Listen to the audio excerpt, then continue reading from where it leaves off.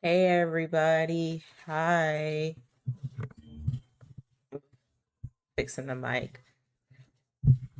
Okay, this should be good. Hi guys. Hi. Happy Saturday. It's Saturday. I hope we're having a good Saturday. A cozy Saturday.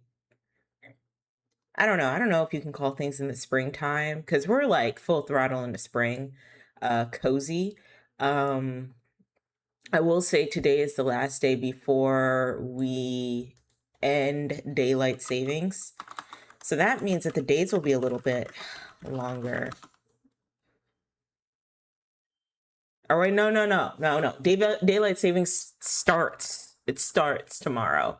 So, the days are longer starting tomorrow, which I like because I love longer days. I don't know. I like for the sun to be out longer. I don't like it when the like it starts getting dark around 5 or 6.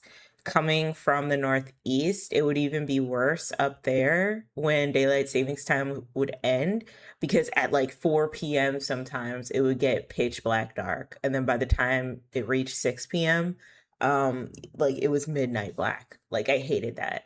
Um, and then down south, uh it wouldn't really get like that too much. Like at least between the time of like 5 to 6 p.m. you'd still see some sunlight, but definitely at 7 p.m. things were shutting down. What I like about the south when savings times happens is I think between 5 and like 8 p.m., you got a healthy amount of sunlight before it gets dark. And in some cases, sometimes it'll still be light out at like 8. And I like that structure, especially, um, if I want to run errands a little bit later, people are a little bit more livelier and active around that time. So it doesn't feel creepy walking around at like 6 p.m. when it's pitch black dark when daylight savings times ends and then you're like trying to shuffle to get home because you don't want to be outside by yourself at night. So that's always nice. Yes. Shout out to daylight savings time. I'm excited for that to start. Let's talk about why I'm here today and I wasn't here yesterday. So a couple things. Here's what happened. I can explain. I had a really bad headache yesterday and I had to cook dinner. And so between me having to cook dinner, having a really bad headache, and my allergies waking me up from my sleep, and I have to take allergy medication for my allergies because they keep waking me up from my sleep. I think it would have been a bad combo for me to come on here today and talk with you guys. So it was just better for me to just come here to you guys on Saturday instead of coming to you on Friday and yapping with y'all because I would have had an attitude problem the whole time. The whole time. So yeah. Yeah. I spent the whole week cleaning my kitchen. I didn't go to the gym this week. I was actually hoping to clean the whole apartment, but my kitchen needed a nasty deep clean, so I just focused on that. And now I'm trying to find places to put all my other stuff in this apartment. I have like corners of stuff just sitting. And so I'm trying to find a place for it so that I can continue to clean the apartment, but it's getting a little difficult because we don't have a lot of storage spaces. Either we don't have a lot of storage spaces or there is way too much stuff. So, yeah. Um that's what I spent the whole week doing, and I reset my eating habits a little bit more. I reset my eating habits um where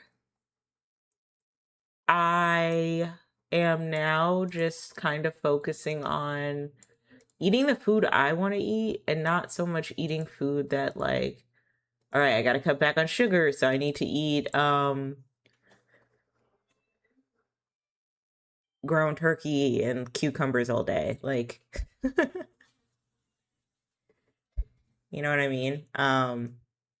Or like fish and sweet potato and spinach and chicken breast and zucchini and cucumber and salad and like food that's good for you, but food out of context of me trying to eliminate sugar cravings, I probably wouldn't eat it. So now I've been finding foods that I just like to eat that fit into the amount of proteins I should be eating in order to function, in order to have enough energy to work out, in order to have enough energy to lift.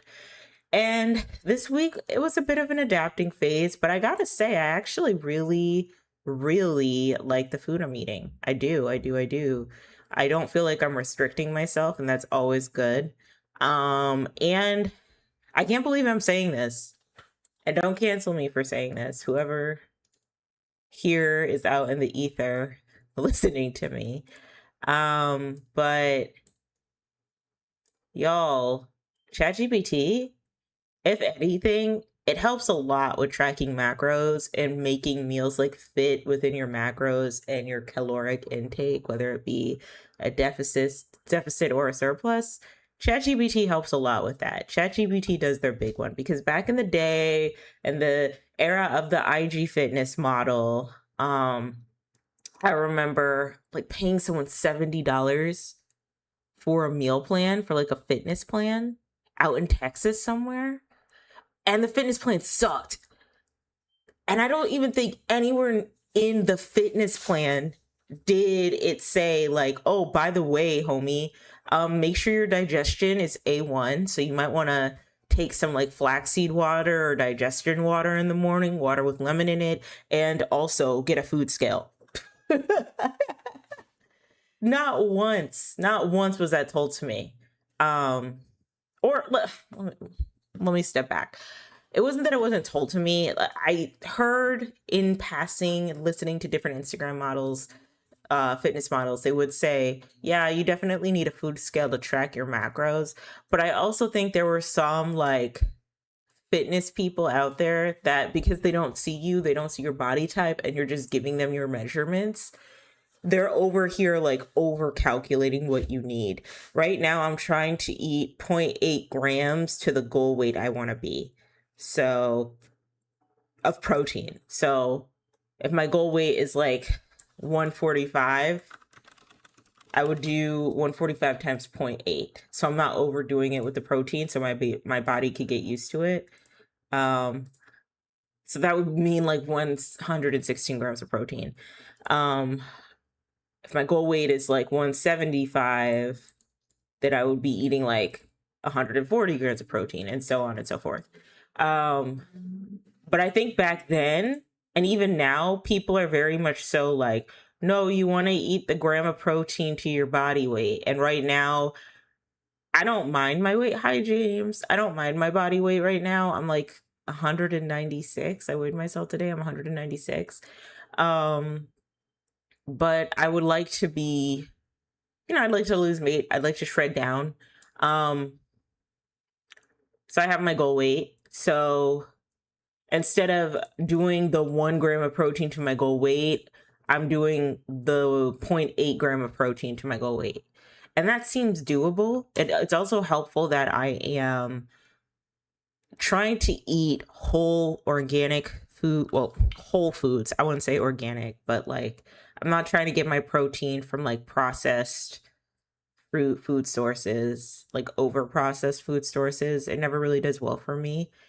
I have these Owen milkshakes, and while I do like them a lot, I just rather get my protein naturally, being that it just digests better and it's a lot cheaper.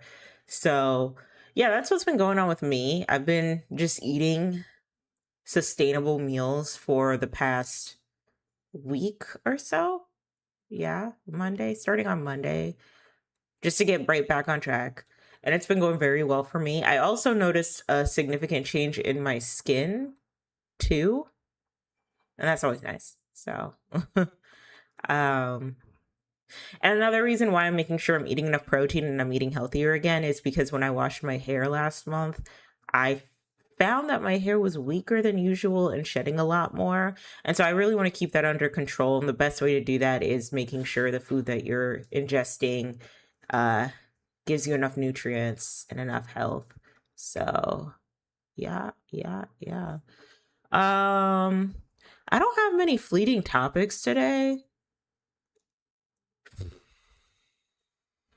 Um, Kristi Noem got fired from the White House. She got fired. Let me share my screen. United States Secretary of Homeland Security. Yeah, she got fired. Um, and the reason why she got fired is because it came out. Well, we already knew she was spending way too much money on like campaigns and exuberant expenses that did not need to be there, like private jets, campaigns. She opened up like a new business. And then on top of that, like just how horrendous her regulation of immigration has been, and deporting immigrants, and in some cases deporting US citizens has been. Like she just did a really god awful job with all of that. Um, though I'm not really of the belief that we should be deporting people, especially if some of those people are paid under the table to do the grody jobs that we don't want to do. I don't think it's conducive. Now, I'm not saying all the people, right? But I'm saying some, right? I don't think it's really conducive, but um, yeah, she handled it horribly, very horribly. And so I'm glad she's being let go. But the question is, Trump is acting like he didn't know that all this money was being spent on, um, the Homeland Security campaigns, the commercials, and all of that. But people are like questioning, well, did he not know, or was he well aware, and is he just trying to cover his own ass? You know what I mean?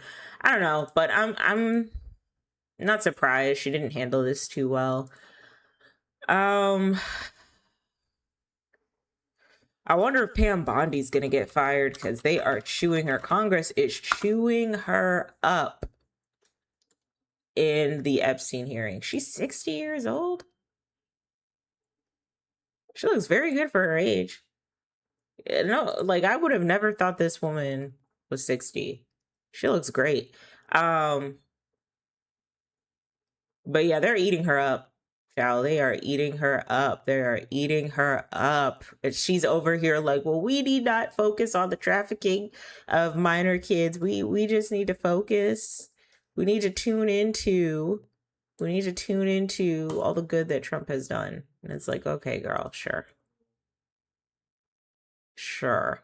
Um, but yeah, that's all I know. And I think she's getting subpoenaed. Subpoenaed. So I don't know how that's gonna go. But yeah, that's all I know about politics. What's going on in news with AI.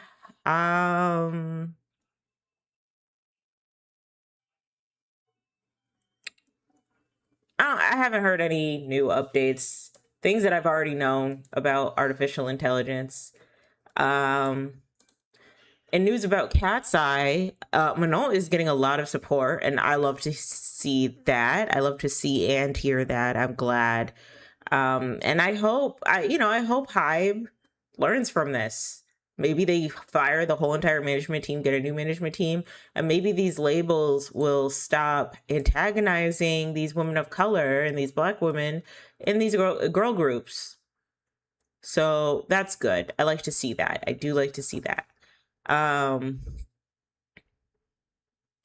Yes, yes, yes. But yeah, what do I really want to talk about today?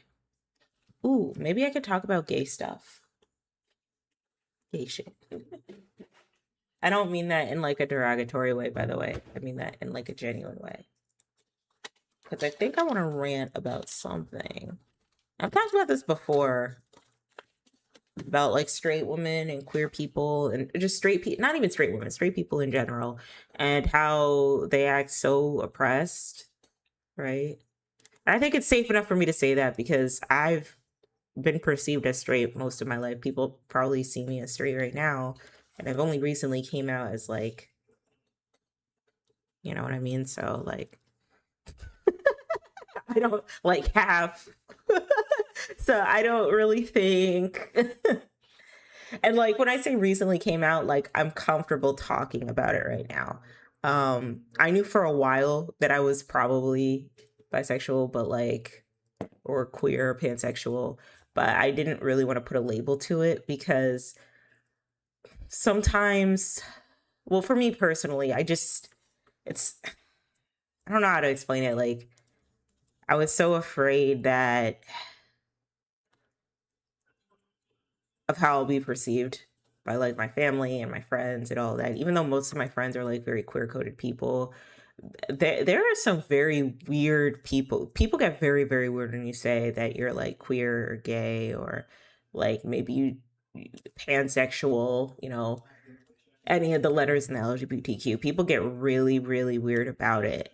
Um, and it's unfortunate, you know, especially now with the culture shift. Like today, I was listening to the making of Disclosure, or not the making of Disclosure, the making of Latch by Disclosure, the duo, the EDM duo Disclosure.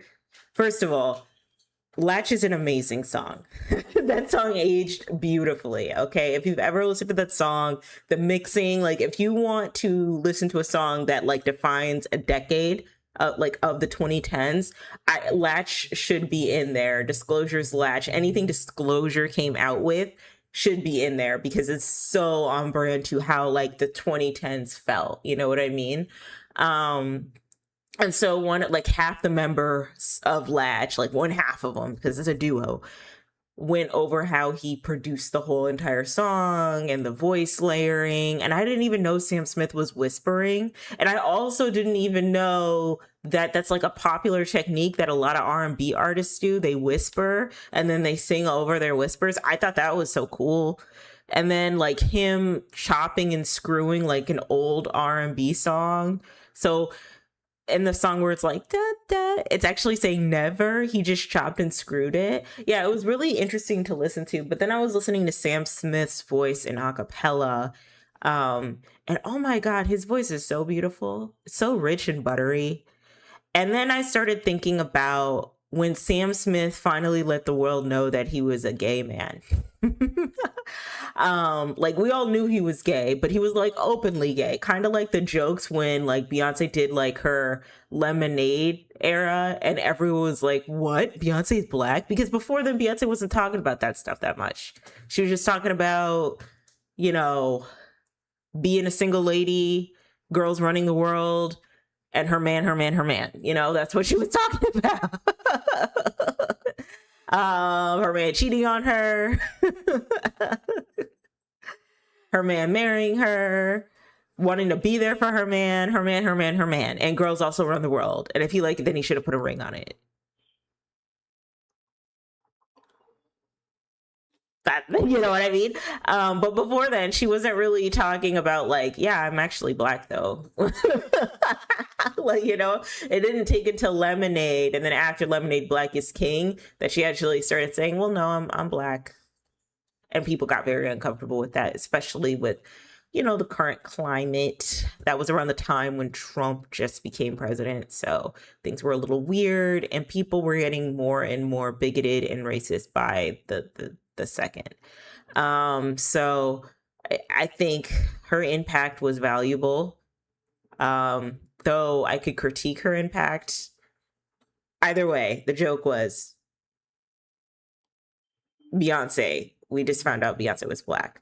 So with Sam Smith, it kind of felt the same way, right? Sam Smith, um, in the last album that he came out with, Sam Smith albums, Gloria. And I'm pretty sure, okay, sorry guys. I'm pretty sure Sam Smith is a they them.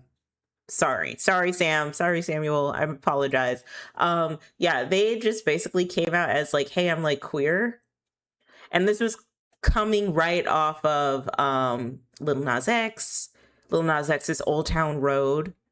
And then Lil Nas X dropping his debut album, and the Called Me by My Name music video going viral and sparking a lot of controversy and a lot of Christians feeling oppressed because of the message. Ugh.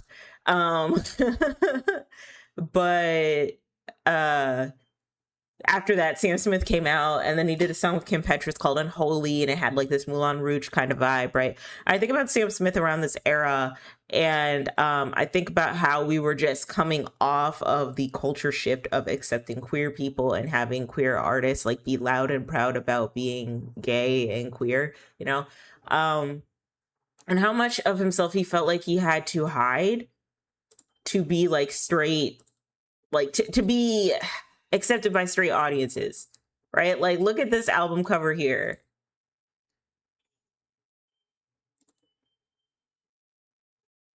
First of all, he's an incredibly talented singer, and it felt like the whole time he was like, or it felt like the whole time they were hiding their like, you know, like essence of who they were as a person. And then Gloria comes out, and they are being more loud and open about their queerness, and you know, people didn't like it.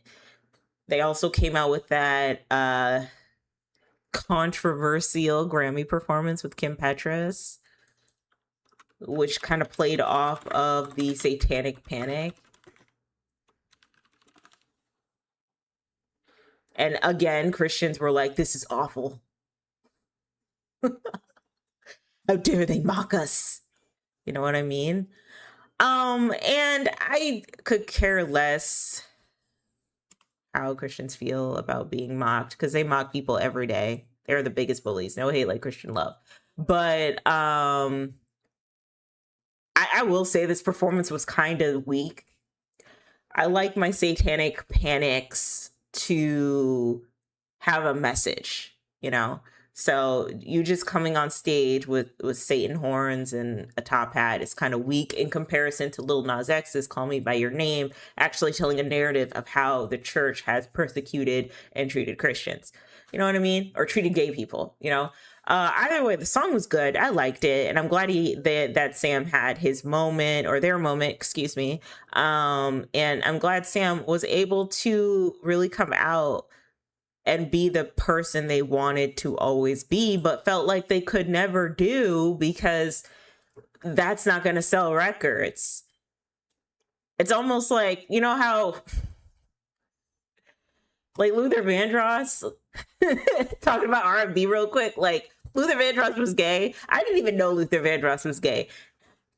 My gaydar was really, really bad back then. I'm working on it. I'm working on my gaydar, okay? But like my gaydar was awful. I was just like listening to Luther, and I was like, still in love. Like in the car, my mom's Ford, 2003 Ford Explorer, you know what I mean?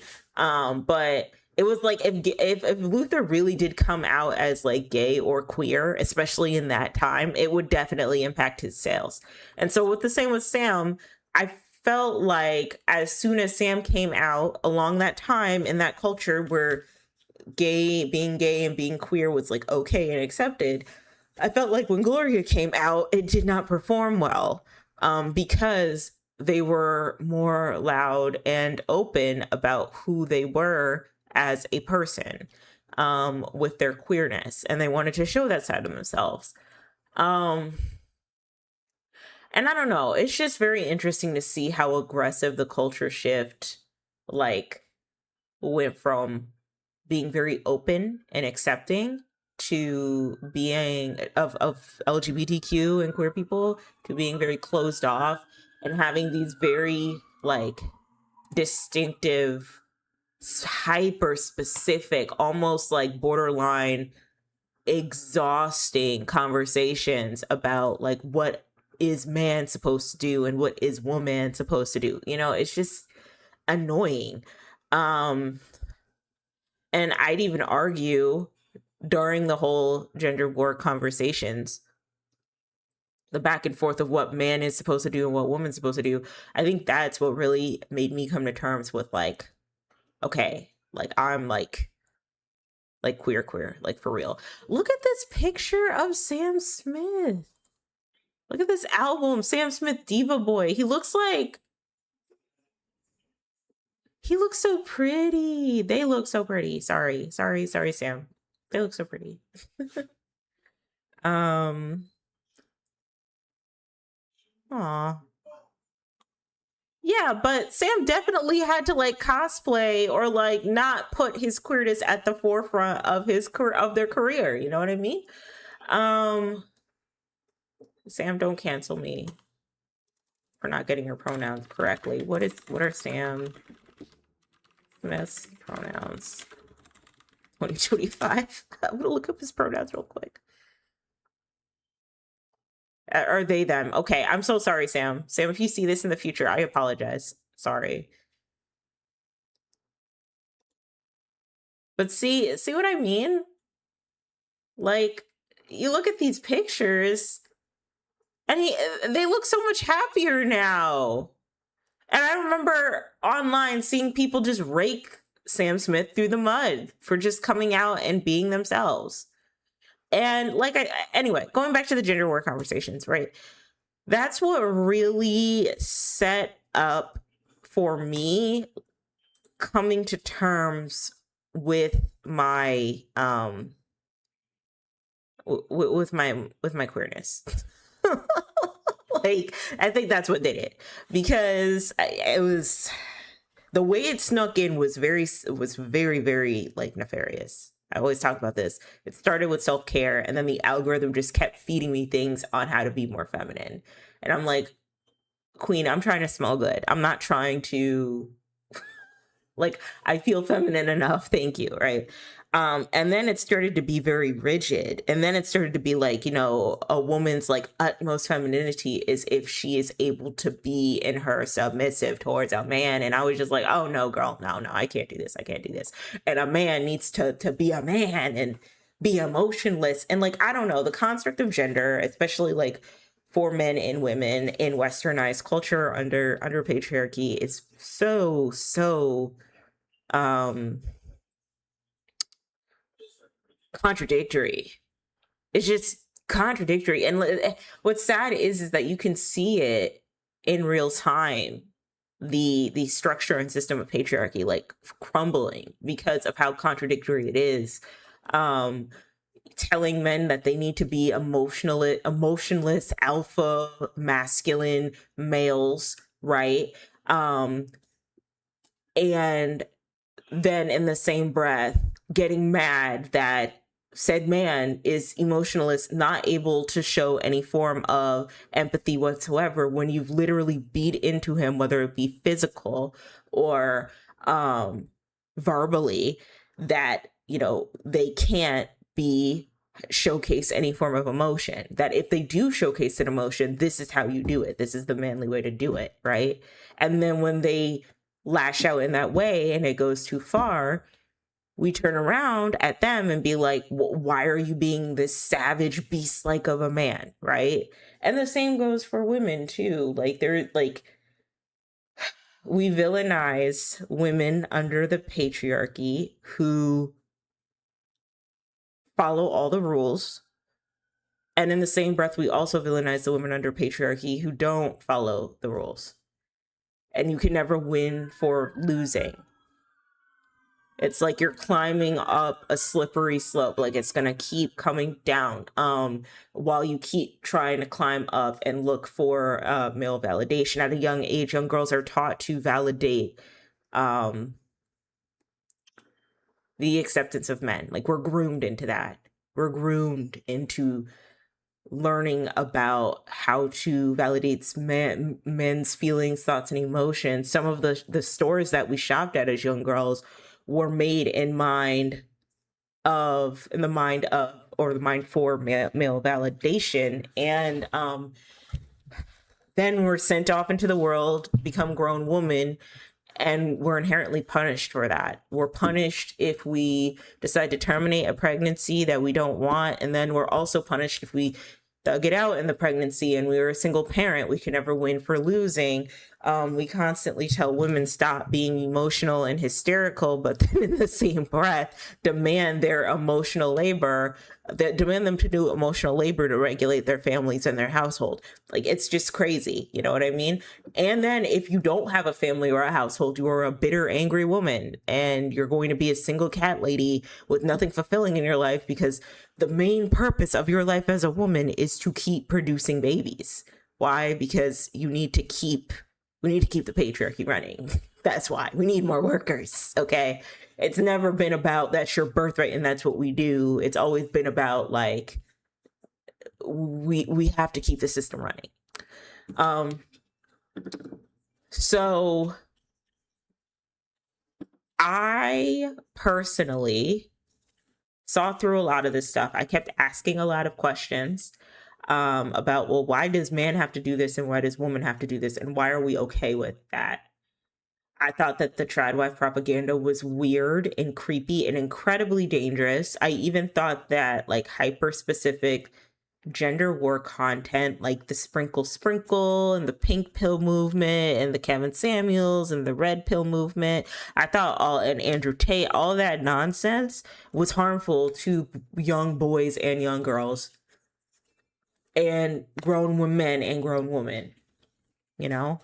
But unfortunately, it's just what was being pushed. And I think it honestly was being pushed because there was an inherent fear, especially when TikTok got popular and there had been a huge spread of information about like queerness and identity, and there were more people coming out as non-binary. There were more conversations about trans people and their what it means for them to be women and men, trans women and trans men. And I think around that time, I feel like the straight people got nervous, and they were like, we can't have that. We have to, you know, balance everything out. We have to have, you know, men be men and women be women. And in trying to fight for men to be men and women to be women in this construct, this uber like white supremacist westernized construct of the patriarchy, you end up contradicting yourself so many times. And I don't know, I just saw through it and I just asked so many questions. Personally, I think both sides of the gender war were incredibly harmful, not helpful. I was disgusted. I got like my whole body like had a visceral reaction when I started seeing like young women my age and women a little bit older than me denounce feminism.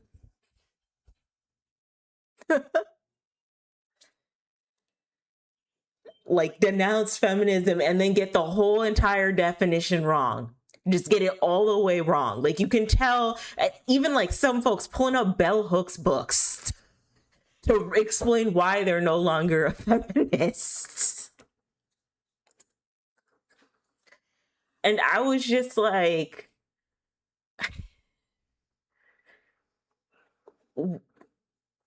what is going on? And the reason why a lot of women say they don't want to be feminists is because like, okay, so I understand why a lot of women like denounced feminism if you look at feminism through the lens of marketability and its benefits to capitalism, which isn't true feminism, by the way. So if you look at it through the lens of the 2010s girl boss, Lena Dunham, and whatever she was doing, girls get it done, girl power, fight, fight, fight, you know, girls can do, women can do the same thing that the men can, and they can, you know, be abused by capitalism in the same way men get abused by capitalism. If you look at it through that lens, I can see why some women would not be a fan of feminism, right? But the problem is that's not what true feminism was.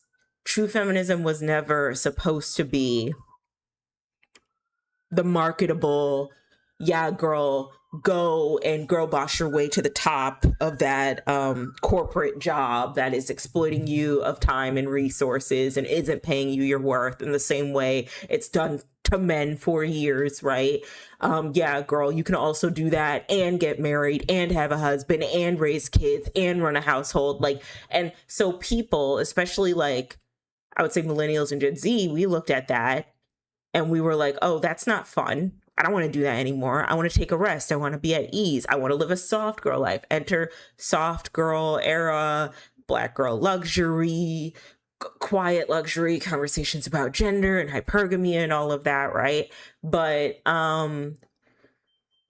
I don't think people understood after they figured out that, you know, girl bossing your way to the top in 2010s wasn't working. Instead of people critiquing the reason why this isn't working is because capitalism isn't helping anybody. Everyone just turned a cold shoulder to feminism, right? And they said, I'm not a feminist anymore. And then in came this like new genre of like community that women started, which was called women empowerment, that was feeding into the same patriarchal bullshit, if not worse, you know? And I think the reason why, I think the real reason why feminism fell off is because the marketability of feminism, commercial feminism, failed to address the dismantling of capitalism. Commercial feminism needed capitalism in order to be successful. Commercial feminism had to be marketable. It was a marketable tactic to encourage women to go into corporate America, work their way to the top, keep having babies, you know, do it all in one, and you'll be celebrated for it, right? However, a lot of women got exhausted from doing that. But the gag is that while you have more autonomy, more responsibilities, and you're being overworked in the same way that men are,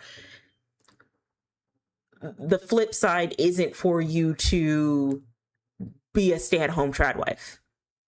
That's not the flip side. That's not like the alternative. That should never be an alternative.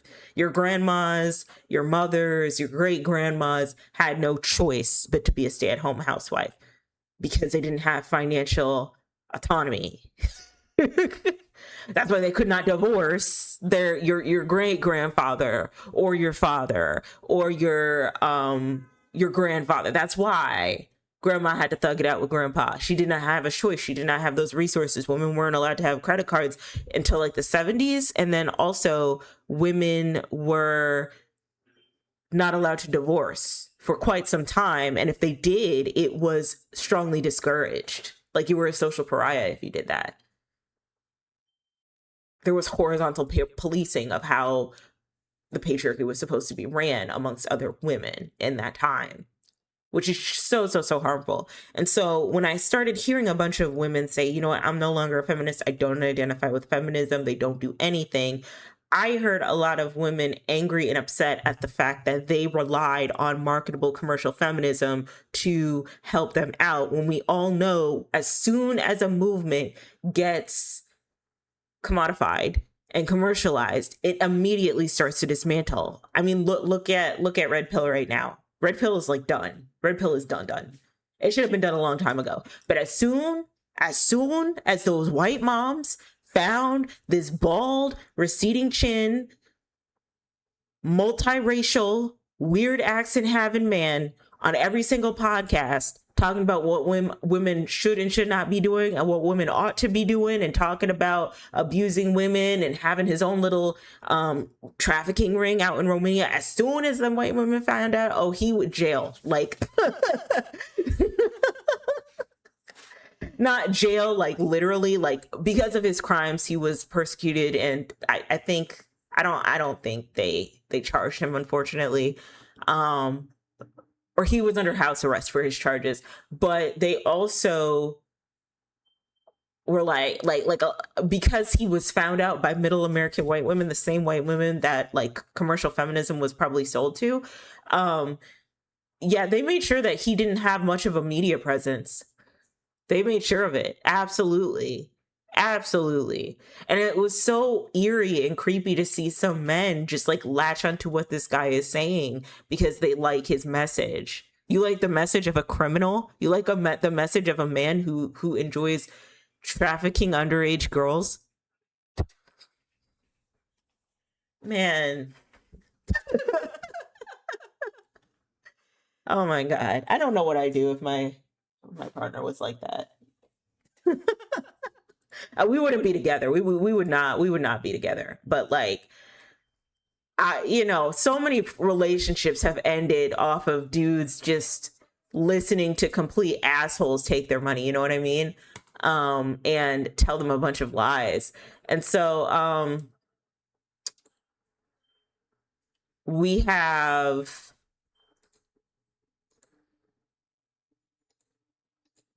all right, I'm losing my train of thought. Okay, so let me focus. So we have a bunch of women now denouncing commercial feminism, as they should, because anything commercialized is doomed to fall apart, right? And now hopefully we have a handful of men. I don't know how long it's going to take for it to finally be like squashed, but red pill is on the decline. Like, not a lot of guys are talking about red pill. They're seeing through the nonsense, right? Honestly, I think a lot of things associated with conservatism are going to probably die out within the next 5 to 10 years, just because of how ghetto the conservatives and the Republican administration has been. I don't think anybody's going to want to associate with that. It's really bad. But now I'm seeing like this new generation of women over here talking about, well, I want to empower women and I want to be a girl's girl and I want to be in camaraderie with girl, and men are the problem, men are the issue, men bad. And while I understand the sentiment, given the blatant sexism that we have been spoon fed for the past 5 years, 5 to 6 years, I also think it is especially harmful to try to mask horizontal policing rooted in patriarchy under the guise of women empowerment. I think that's incredibly harmful. I think it's incredibly harmful to encourage the same toxic like standards of appearance, presentation, beauty, and femininity in the form of women empowerment.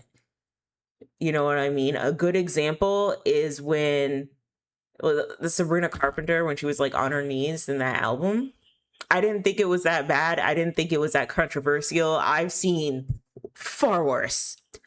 And so many women were like, why would she sexualize herself like that? Like, why would she do that to herself? Like, 14-year-old girls listen to her. Like, she should be ashamed of herself. What's the message she's trying to prove? And then I remember reading one comment and was like, yeah, no, it would have been better if the guy was on his knees and she had him by the hair. That would have been better. And I'm just like, okay.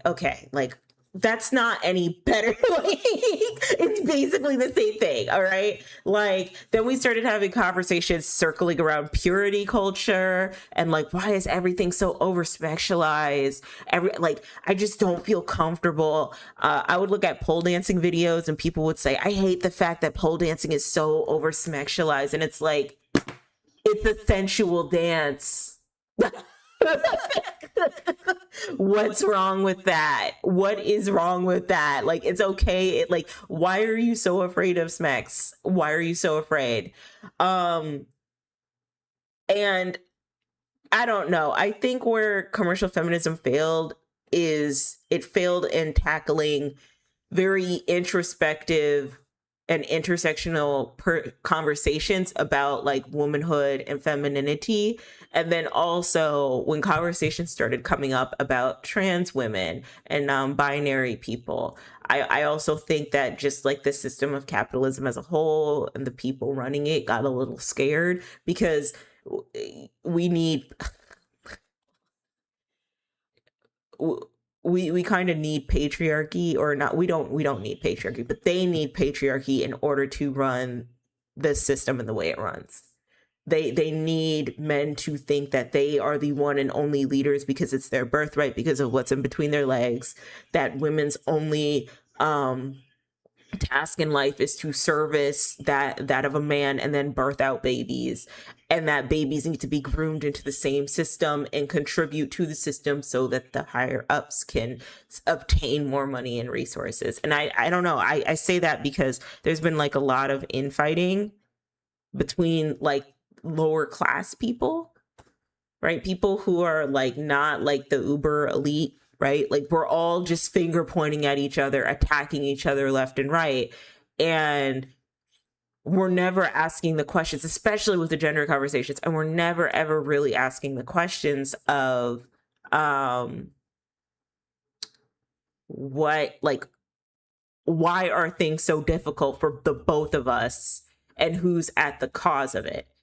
Because if I'm over here saying it's woman's fault because they don't want to smash me, and woman's over here saying, well, it's your fault because, you know, you're trying to follow along a system that isn't benefiting you, why aren't we turning to the system and being like, why aren't you benefiting us? How much you want to bet if it was more affordable to live, to buy a home, if childcare had a universal rate where it was either like a low cost or free so that people wouldn't have to pay for another mortgage for childcare when they're working, or that we would live in a world or a society where a one income household would be able to survive and a family would be able to flourish, you know, have vacations, take their kids to school and do all the things that our boomer parents used to do in the 1950s. How much you want to bet more women would be willing to have kids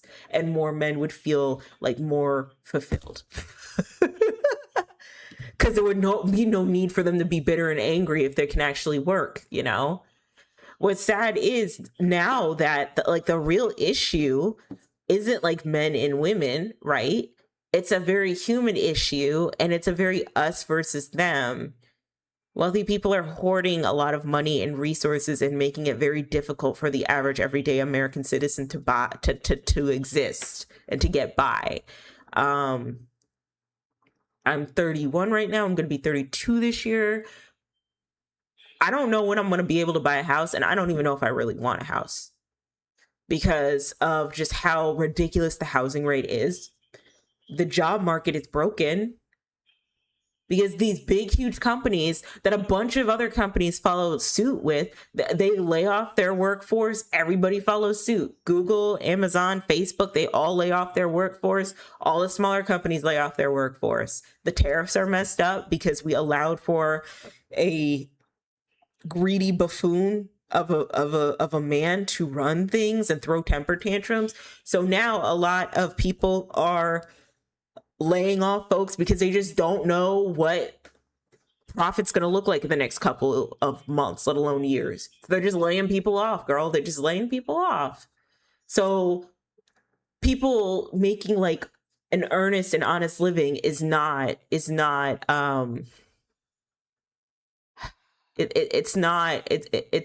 complete.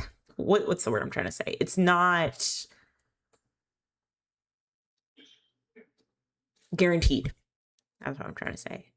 People trying to make an honest living and live the life that their parents used to live, or the generations before them used to live, is not guaranteed, because a stable income from a 9-to-5 that can at least give you a chance at a livable wage is not guaranteed. Also, even if you were to get the stable 9-to-5, it might not make you enough money. Inflation rates are at an all-time high. People can't buy houses.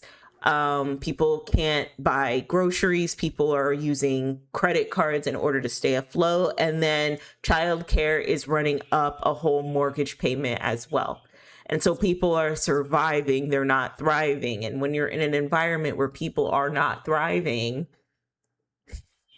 people don't want to have kids. Women don't want to screw around with men.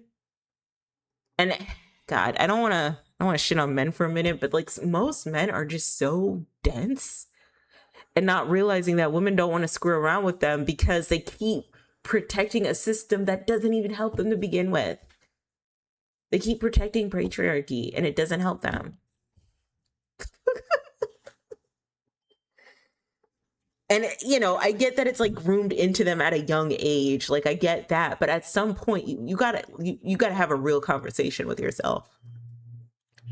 That it's not about the problem isn't that women don't want to screw you or don't want to screw anymore. The problem is that people can't afford to technically screw around, if you think about it, because now another thing, women's rights of to their bodies are taken away. I think in my state, after like 9 weeks, you cannot get an abortion. No, you can't terminate the pregnancy. And then if you have pregnancy complications, this just makes me so upset. This makes me so angry all the time. After like say you want to have the kid, right? But you have pregnancy complications, so you're at like the end stage of the pregnancy and the doctor is like, "Hey, the baby's not going to make it or you're not going to make it." Or like the baby's not going to make it and you're not going to make it, or we can terminate the pregnancy and at the very least you can make it. Now the doctors can't make that decision. They can't make that decision. Now the woman is dying, and there's just so many things that go into like healthcare and how we don't listen to the one gender of people, or the people that have the vaginas, the women that have the vaginas that are trying to birth out these people that are trying to keep the population going. Like we don't even care about them enough to make sure that they're good or okay. I don't know. Yeah, I had like a really like brutal wake up call when like over the past 6 years. I think I've always been this way, but I've just kind of like twiddled my thumb. I think it's always been this idea of certainly people aren't this stupid, are they? Certainly people aren't this dense, are they? Certainly they wouldn't let folks get away with some nonsense like this, would they?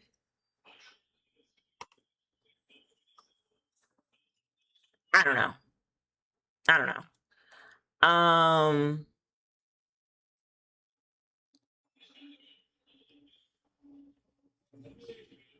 It's just very, very disappointing. Okay, so I think I'm gonna review this video since I'm on the topic of gender wars, and then I don't know how long it's gonna take. Maybe if I speed up through it, I'll be able to get through it faster. But I was watching this video the other day, and it really like being able to build it. It really spoke to me about a lot of things I've been feeling about the gender wars and how they have been, you know, manufactured as a product to keep us angry and distracted by the real situations that are going on. And so I'm gonna play this. I'm gonna probably play this at like 0.25 speed, like a little bit faster, because I'm not trying to be here too long. All right, so this is The Social Media Gender Wars Are a Product, Stop Buying It by Dr. Shantae. I like this lady. I listen to her a lot. Long overdue, specifically about this growing concern that I've had for a while about these economically incentivized gender wars that are causing division.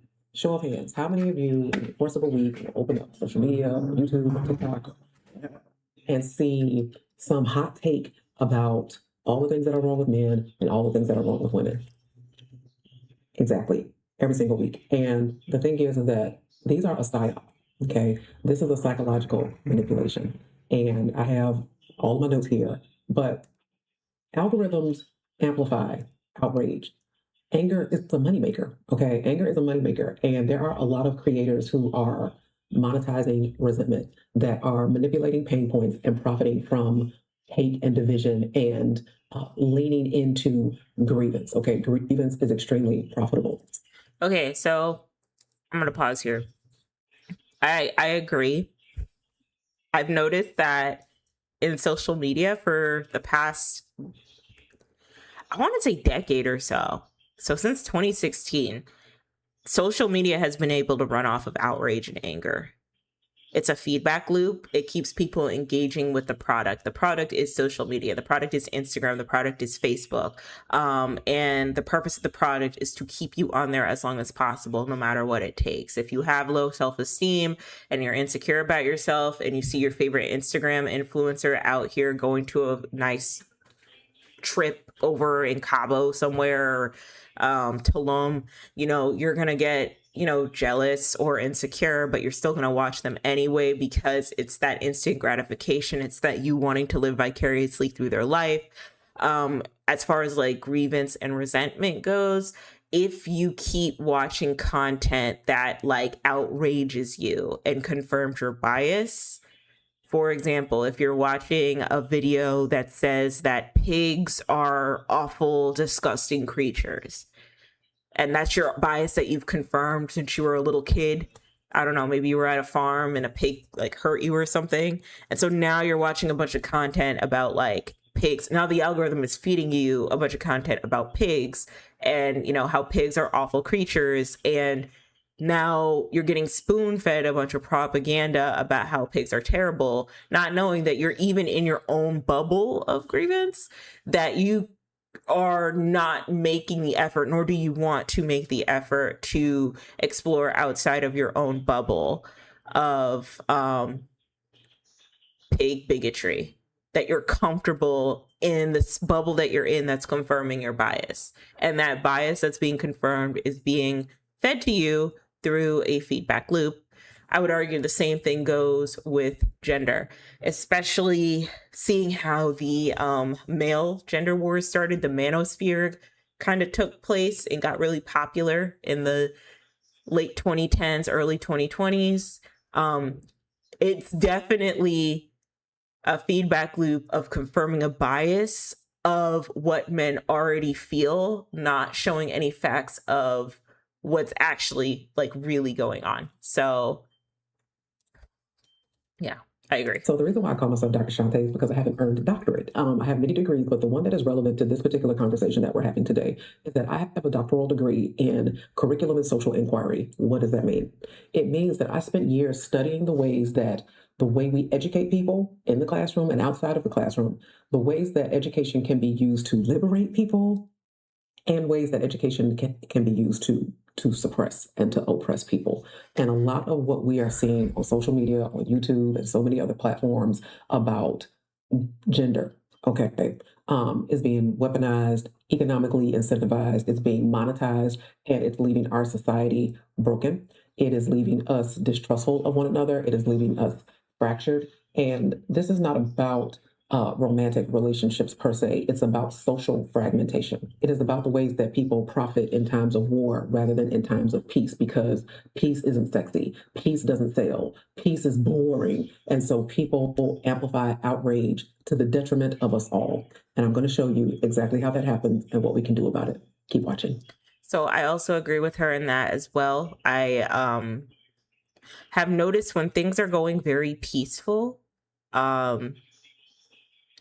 there is a lot, there's not much to really work with. Like even this country, America, a lot of its news source and the information that we get, whether it's on CNN or Fox News or CBS or whatever, it has to have some sort of outrage attached to it. I remember when the Sandy Hook attack happened in Connecticut, and how all news channels covered it, as they should. That was a traumatic event. Those poor children that lost their lives. But I just remember how it was just nonstop negativity, right? And then we're having conversations about gun control, and now we're having conversations about what the students, what could have been done, and the shooter, and like, what his background story was. But it was just a constant, nonstop, 24/7 on the news, negativity, just uber negative, right? Granted, that was like a more serious event, which I can understand why people would, react in the way they did, and why the news channels would act in the way they did. I'm pretty sure the same happened with the Uvalde shooting as well. But even if something like that isn't happening, right? Like say there isn't like a massive like attack in that way, um like during COVID, just the amount of misinformation that was spread, information that was spread to confirm a person's bias, or even the idea that there might be another virus coming out of the woodworks. You know what I mean? um every so often I'll watch like a news special talking about like a new influenza outbreak, and it seems like they're constantly trying to have us live in fear, have our nervous systems dysregulated or unregulated, so that we can always be on edge.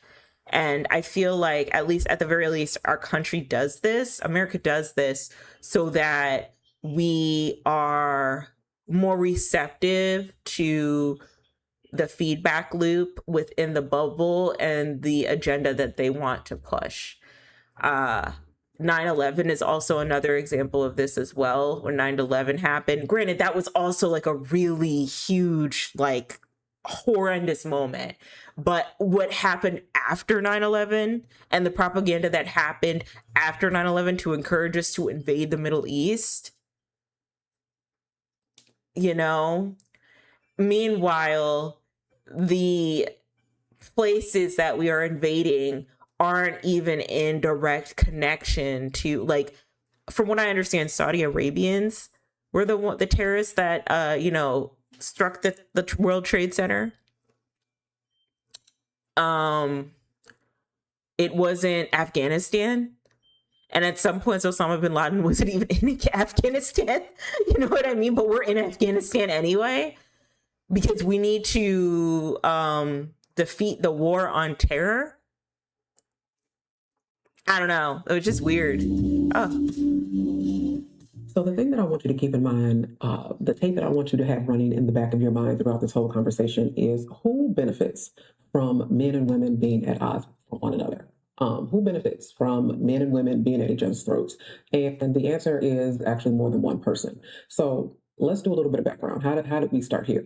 So I would probably say in the past 5 to 6 years, I could probably pinpoint from the pandemic on, right? Because during the pandemic, there were a lot of movements. There were Black Lives Matter, there was Me Too. And I think that a lot of the stories that were coming out of the Me Too movement, where you had women that were talking about painful experiences that they had with men in places of power, okay, and hierarchy, where you had women sharing their experiences in dating and in relationships and in marriage in ways that they had been either abused, assaulted, gaslit, manipulated, cheated on, betrayed, all the things, right? And when women started sharing these stories, then there was a lot of amplification and a lot of commiseration. Like, wow, I thought this was just me. This happened to me too. And that sort of kind of like healthy processing and note sharing. So people started comparing notes and was like, wow, this is actually a social phenomenon. This is not an isolated incident. I'm not crazy. Like, this is actually happening, and it's happening in widespread places. That sort of communal processing is actually healthy. But what it turned into, here we go, was going from this happened to me to this is what men are. And there's a big difference. Okay, so re-listening to this, I think that's a very interesting point. I do not think that a lot of the conversations we were having about the Me Too movement, about the treatment of men towards women, and just encouraging more ideas circumferencing feminism, I do not think that's what ultimately villainized men and had us thinking that that's what men are. I do remember at that time period, there was a heavy villainization towards white men, because around this time, especially in like Black and POC spaces, if you were a man of color, there was still an encouragement of protection that, at the very least, women of color would provide you, especially in Black spaces. Like, for example, Black Lives Matter got started in protecting men. A bunch of women, femmes, NBs, I believe, started Black Lives Matter. And that was a mission to, and a movement to protect the lives of Black men, mostly Black men, from police brutality. And it felt like there was a camaraderie there of like, we have to defend our men, right? We have to defend our men, our young Black boys. I think where we started to get to the conversation of this is what men are and men are evil, honestly, I think that's happened over the past 6 years, well after the BLM movement, well after the white guy villainization spawning from like feminism came in. We start attacking who men are, and seeing them as like one-dimensional individuals recently. And I think it is a response to how we've seen the men, especially in social media spaces, carry on when the whole red pill manosphere movement happened. I always say this, but when red pill happened, the karma was someone like a Shara Seven. The karma was something like a pink pill. The karma was something like a Dorian Gray or whatever, Priscilla the Queenmaker, whoever, all those creators, Sinji, that was the karma of that. That was them all saying, this is what men are. Because during red pill, that's what men wanted to believe they should be. I don't think during the 2010s there was a lot of encouragement to frame men as being this way and they can't change, because it still felt that there was some community amongst men of color at the very least. It wasn't until the 2020s came around where it was like, oh no, oh shit, like the men there are men of all colors who will subscribe to Tate's rhetoric. Like, you know what I mean? Even then, like, we were having conversations about incel culture and all of that, but not to the extent that we are having it now. Like incel culture was very much so under like very like subculture, niche, underground. Like if you were chronically online, then you knew about platforms like 4chan, but like outside of that, it wasn't as popularized. Like Nick Fuentes getting as big as he has gotten, whether it be for notorious reasons, started in the 2020s. That did not start in the 2010s. And I think because of men platforming, single, lonely, angry men platforming individuals like Nick Fuentes, Andrew Tate, Kevin Samuels, all of that, men that might have like parental issues, daddy issues, right? I think that's what has contributed to women pushing back and saying, well, no, this is who you are, which isn't true. But unfortunately, I feel like patriarchy encourages that that's how men have to be. But anyway. That's a huge shift. It's one thing to say, this is what happened to me, this is my experience. These were the feelings, the thoughts, the results of what happened to me. It is very different to say, and as a result, this is who men are, this is what men do, okay? That's a big shift. And what the algorithm started to do was amplify the most extreme takes, okay? And so then somebody's experience then turned into an opportunity for rage bait, turned into an opportunity for collective anger and grievance, and it started to change people's mood and affect and mindset, okay, about men in general. And slowly but surely, emotional pain was turning into these widespread, sweeping generalizations. Okay, so another thing I also want to say is that I think that men,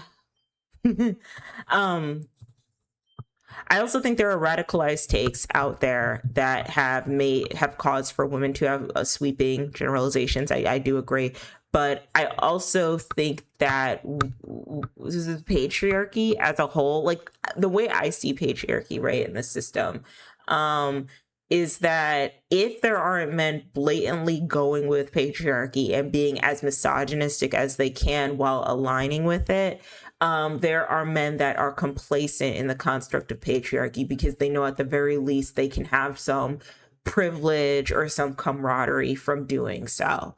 A good example is Diddy when he only got 5 years, when we know damn well his ass should have gotten like 20 or 30, right? In prison, and seeing all the unks and aunties defend Diddy only having 5 years and saying, oh, well, we need to pray for Diddy and we need to protect Diddy. The same shit happened with R. Kelly too. That's a good example of, seeing men in real time conform to patriarchy because of the camaraderie and the hopes of getting to have a part of the boys club, even if Diddy doesn't know you as a person, right? Sometimes it could even be, I'm going to defend this god awful person that's done god awful things that patriarchy has allowed him to get away with because I do those things myself, because that's what I would do if I had money and resources like he did, but for the most part, and this is what has gotten me to be like a little bit hetero-pessimistic when it comes to like straight men, is that I noticed that even if they are adamantly against like the most awful misogynistic individuals in patriarchy, right, or in society, right, there are still some elements of patriarchy that they haven't fully dismantled, that disappoint me as a woman. And it's really not their fault because it takes like years and years and years of like undoing and unpacking. Like, sure, you have to hold yourself accountable and constantly check yourself, right? But it's just like, I don't know, I just see it kind of like a lost cause. Like, a good example is I wanted to go to a queer bar, and one of my friends said he didn't feel comfortable going because he didn't know if he could get any play. He's a straight guy, so he knew that if he went to like a queer bar, he couldn't hit on any women. Or that's what he assumed, but like there's some women that are like, bisexual or like guys, you know what I mean? So, but like just that assumption is rooted in him centering the experience of I'm gonna go out to get some play, not I'm gonna go out to hang out with my friends. And like that's just like a little thing, but it's very much so something that just disappoints me now. And I think it kind of disappoints a lot of other people as well, a lot of other women as well, that it's not that we're saying that this is how men are, it's just how men are brought up to be. And I think the criticism is that a lot of men aren't really trying to do the work to dismantle that. And it's a constant effort to go against what the system tells you need to do as a man. So yeah, that's where I'm at with flip that. side of that, there was this whole red pill rhetoric happening. So the red pill rhetoric is this idea that men are waking up to the truth, okay, that they have been snowballed, that feminist movements have destabilized the hierarchy, that women getting jobs and women having financial independence and women being educated and women having the right to vote destabilized the natural order of things, and it has displaced men and it has moved them out of their rightful place. And this whole movement is about reestablishing dominance, okay, and getting back to the top of the mountain, right? And then it kind of outlined this playbook for, and here's how you do that. Here's how you emotionally manipulate them. Here's how you breadcrumb them. Here's how you gaslight them. Here's how you degrade them. Here's how you check. Another thing I also want to talk about with Red Pill, which is another reason why I'm low-key like disappointed with not men really, but just like patriarchy and men like living under that, right? Is that if we didn't live in a patriarchal society, this shit would never have flown, red pill would have never happened. There would have been some man, and I've seen videos of a lot of men coming out and being like, this is stupid. Like, you guys aren't really doing this, really, like, for real. And I also wonder, like, dead internet theory, a lot of the individuals egging on this red pill behavior, are they even real? And then which one of these people, these commentators, these bots, are real people looking at and like agreeing with, because of a confirmed bias of seeing like all these bots agree with this outlandish red pill incredibly misogynistic take. Like, it is just so wild in 2025 especially to see whole groups of men, angry, lonely men who aren't doing the work to go to therapy, who aren't doing the work to build community, who aren't doing the work to just figure out a way to self-actualize, all congregate together and say, well, no, the problem is women. Not the problem is like super uber, wealthy, creepy ass Epstein people who are human trafficking children. No, the issue is women and feminism and them getting jobs and them working. And we need to establish dominance. Like, in 2025, if patriarchy doesn't exist, that would not have happened. There would have been a lot of men being like, well, this is dumb, this is whack, and the manosphere would have like imploded way sooner than it actually did. But it did not. And I even saw people, like creators, lean into manosphere content at like the start, but like as they got like big in their like content creator career. Homath,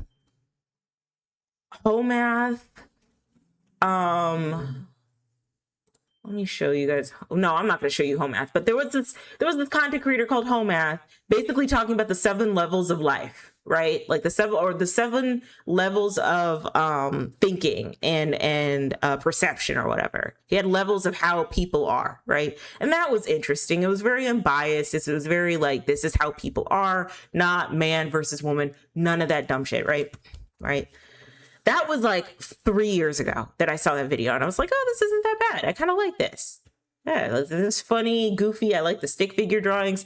Tell me why I watch a video of Noah Samson reviewing the Homath guy, and he's over here talking about how women are awful because they aren't having babies. Like, all of his content, like the very well thought out content that he had 3 years ago that had so much nuance and understanding, right? Wasn't trying to make it a man versus woman thing. Boiled all of his content down to confirming a bias of a bunch of single lonely men, right? That, women are awful and they need to be having more babies. And if they don't have more babies, they treat you like a baby. Or they have a dog. Well, they shouldn't have a dog. They should have an actual child. Like, it's just so crazy. And he hasn't been the first person to do that. Like, Kelly Stamps, and then doing the whole, like, conservative trad wife bit, which bad marketing on her point, but she seems to be having fun, so that's fine. There was this one attorney I used to follow who was very interesting. He would talk about, like, a lot of, like Black culture events. Like, I remember him covering Tasha K and Cardi B. All of a sudden, he's turning into a Kevin Samuels Jr. It was just very crazy. You could clearly see that there was a lucrative grift in the manosphere, and that, like, there were suckers actually into, supporting and encouraging that rhetoric. So them, here's how you put them back into line, right? So one was feeding the other. So on the one hand, you had women who were talking about these experiences, and on the other hand, you had men who were taking this playbook and fueling said experiences, okay? So this is not to invalidate any of those experiences, because those experiences were absolutely valid. But this is the part that you need to pay attention to. Who does this work on, right? Who does this work for? What kind of men, what kind of mindset is the most susceptible to this type of rhetoric? Because it's not all men, okay? There are some men who look at this and are like, what the, are you really, dude? Like, no, okay, like. See, in her saying that, she would probably get canceled, because there are women who genuinely believe that, yes, it's all men. But I think when women say, yes, it's all men, I think what they should be saying is it's a system that encourages like very toxic men to get away with toxic shit, and in doing that, other men like co-sign that behavior or are complacent in that behavior. But yeah, also what's very interesting is that this has been like decades in the making.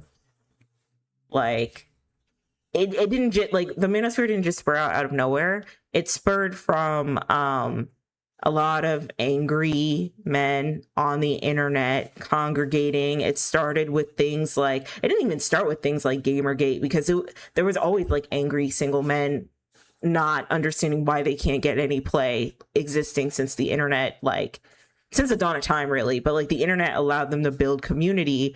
But you know, it's just unfortunate that so many men like fell for the nonsense and actually believe this is how things need to be, instead of like critiquing that everybody's struggling, everybody's suffering, and that if we really want to thrive at life, if you really want to have that relationship, if you want to have that family, then you should probably demand more from your system to make sure that you are supported, that you can have a job that can supply for like a wife and a kid if that's what you want, that you have the skills to be a good father if you do want kids. You know, a lot of guys just kind of want kids as accessories and then they don't want to take care of them. And unfortunately, that's what they're taught to do. Like, we socialize men and women to have very specific gender roles of taking care of kids. Women take care of kids, men, you know, go and make bacon. But now both men and women are making bacon. So like now men need to learn how to take care of kids too. You know what I mean? But a lot of the men, especially when they fall in line with like this red pill stuff, they don't believe that they have to help out in the family, with the family, in that way. They believe that they just working is enough, and it's not. So Absolutely not. Okay. So that begs the question, who does this work on? I have a list. This works on men who are relationally wounded. This works on men who have been economically displaced. This works on men who are socially isolated. This works on men who lack emotional literacy or fluency, okay, and just can't articulate how they're feeling without being angry or using humor, you know, to kind of like diffuse the situation, haven't learned to really talk about their feelings. And so when you have all of this unprocessed pain and you hear somebody talking about the ways that you have been hurt in relationships, the ways that you have been. I also would say this would work on men who have been conditioned from a young age to already like believe in this type of mindset. Like if you have, for example, if you have a father in your life who's incredibly sexist, or if you're around your friends a lot and they're incredibly sexist, like toxic sexist, right? Then it's easier for you to believe something like this. It's easier for you to confirm that bias because your bias has already been confirmed amongst the friends and family that you're around.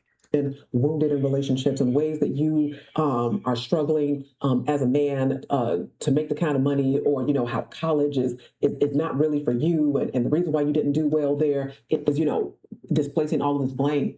When you are looking for reasons, when you are looking for purchase, when you are drowning and you're looking for some sort of a life raft, this seems palatable. This seems reasonable. This seems logical. This seems like, yeah, okay, because when you are tired of drowning in self-hatred and self-blame and you don't have any other options or alternatives, then turning your grievance into a platform, turning your grievance into something that you feel like you can stand on and reestablish your standing and your dominance and your control over the situation seems like a really good idea. And so on both sides of the fence, you have men and women talking about emotional wounds.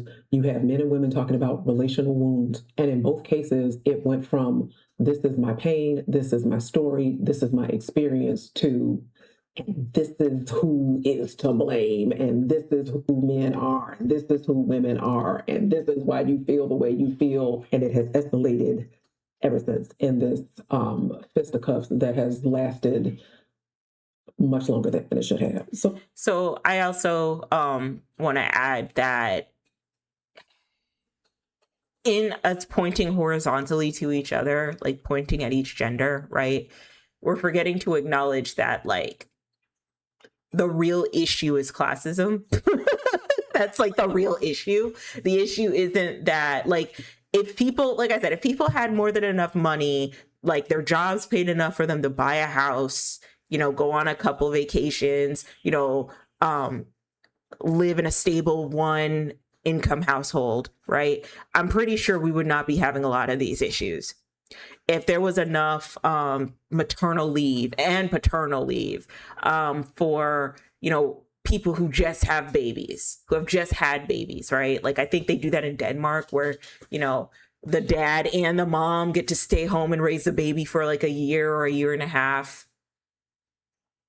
Still not enough time to me, but like, that's good, when they like just to be with their 1-year-old and get a routine going. If companies paid people enough, paid their worth, instead of people having to like pick up 4 or 5 jobs. If we were honest about the prospects of marriage, I know nobody wants to hear that, but like marriage being a business primarily, and not so much like marrying for love, and that love can be communicated in so many different ways. It doesn't always have to be seen in marriage. If we stopped encouraging women that you like the peak success of your womanhood is if you have a ring and kids and a husband. um and then telling men like the peak of your success is if you have a wife and kids and a house and all of that, right? Like, I feel like things would be a little bit different if there was actual work and effort to like have people self-actualize. One, I don't think they would be able to, like, I don't think the people above us would be able to make the money they need to off of our grief and our angst. But I do think we'd all be a lot happier and our lives would be a lot healthier and it'd be easier to raise a family. You know what I mean? Like, all this pointing horizontally isn't really asking the real questions, which is, like I said, when the gender war stuff started, how I discovered how gay I actually was was when there were more questions that came out, like out from people not answering these takes of how they think men and women ought to be. Like, women need to stay home, men need to work, but like no one can afford to stay home anymore. So women and men need to work. Who's taking care of the kid? Woman, but why? Why can't we both take care of kid? You know what I mean? It's just stuff like that. Like, it just had me ask more and more questions. So here's my beef. So my training is rooted in sociology, critical race theory, racial formation theory. It is rooted in traumatology and this kind of trauma-informed perspective.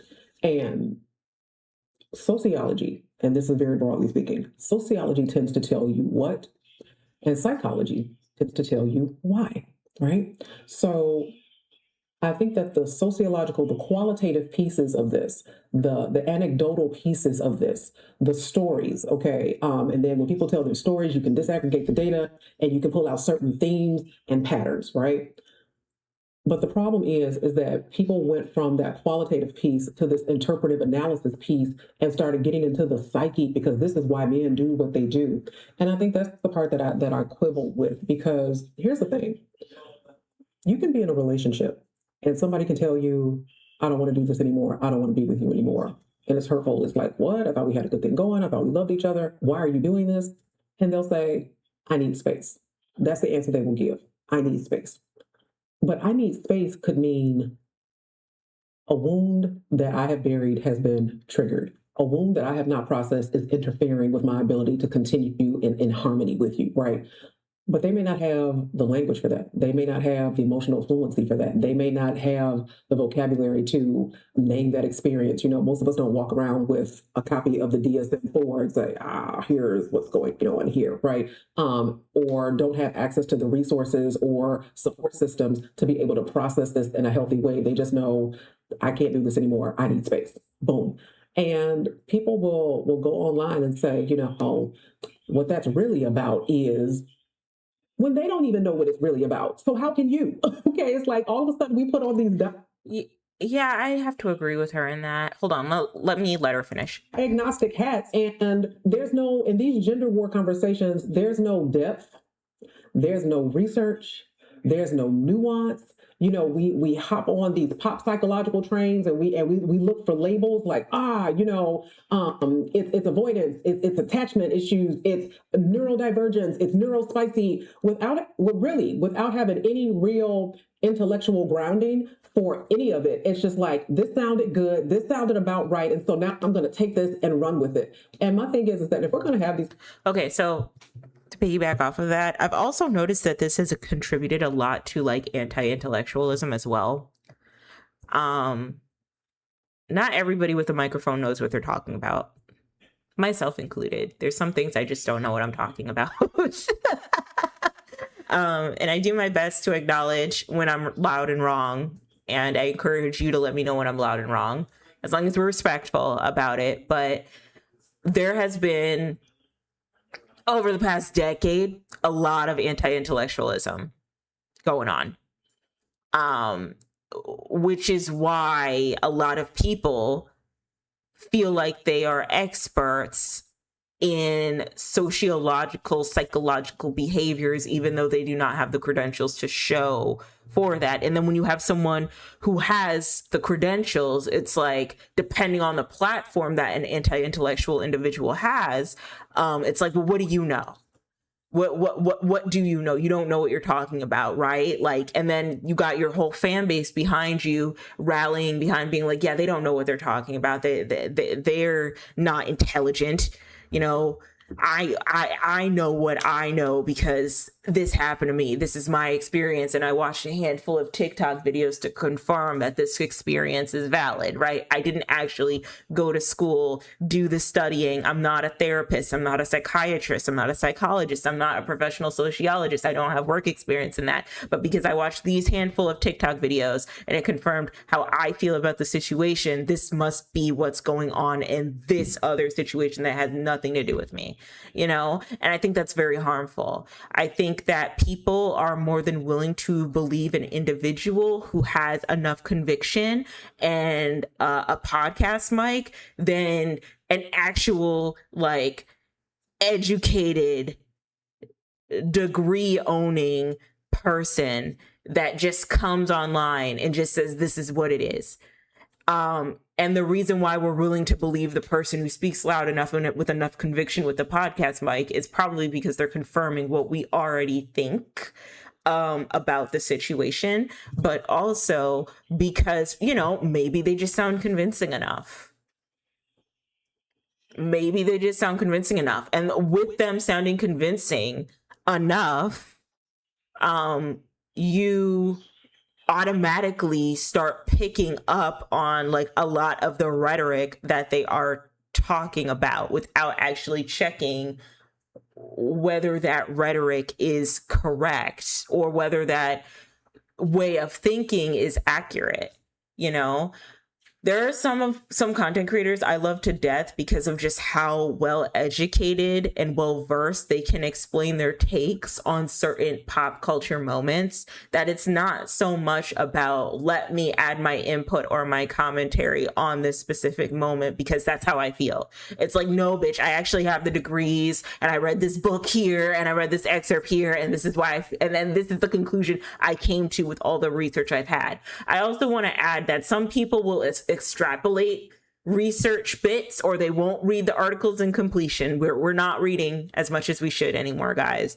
They won't read the articles to completion. They'll extrapolate bits. They'll extrapolate the pretty pictures, the graphs, the data and the analytics, right? But they won't know how to interpret said data and analytics. They'll just take it and they'll be like, that's true. And when you listen to people who only do that amount of research, they really don't get in the weeds and read what the data actually means and come to their own conclusion. That can also be very dangerous as well. And so, yeah, I do think that a lot of people are trying to present themselves as smarter than they actually are, or well educated than they actually are, when that's just simply not the case. But gender wars aside, like this has happened in any space, to be honest. The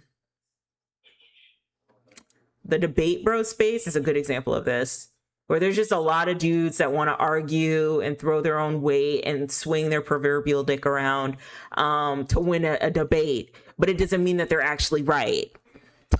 You know what I mean? Conversation. Let there be some grounding. Okay. Let there be some data. Let there be some research. Let there be some work that transcends hot takes and what I heard on a podcast and what have you. Like, if you're going to come on camera. I also want to add real quickly before she continues, I've also noticed that a lot of like actual well-versed and educated experts, sometimes they will still let their bias confirm how they feel about the world. Like, I was watching a video that Therese did on Professor Jiang. He's the historian who predicted that Trump would win a second term, that we would go to war with Iran, and that we're probably going to lose, right? He predicted all of that, right? But he also had like really bad takes in his game theory bit about women.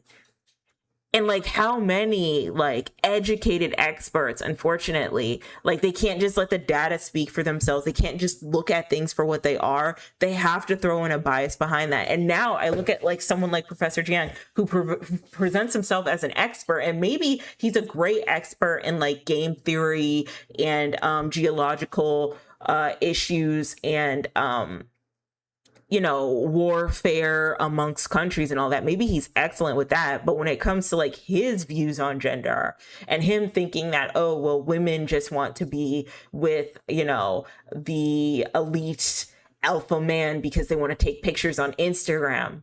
Like, I shit you not, that's something that he actually said in his game theory. Women want to be with the top 10% of men so that they can take pictures of top 10% men on their Instagram with their beautiful family. Like, what even is that take? That's such an online take. Like, I think as a consumer of content, you really have to be careful with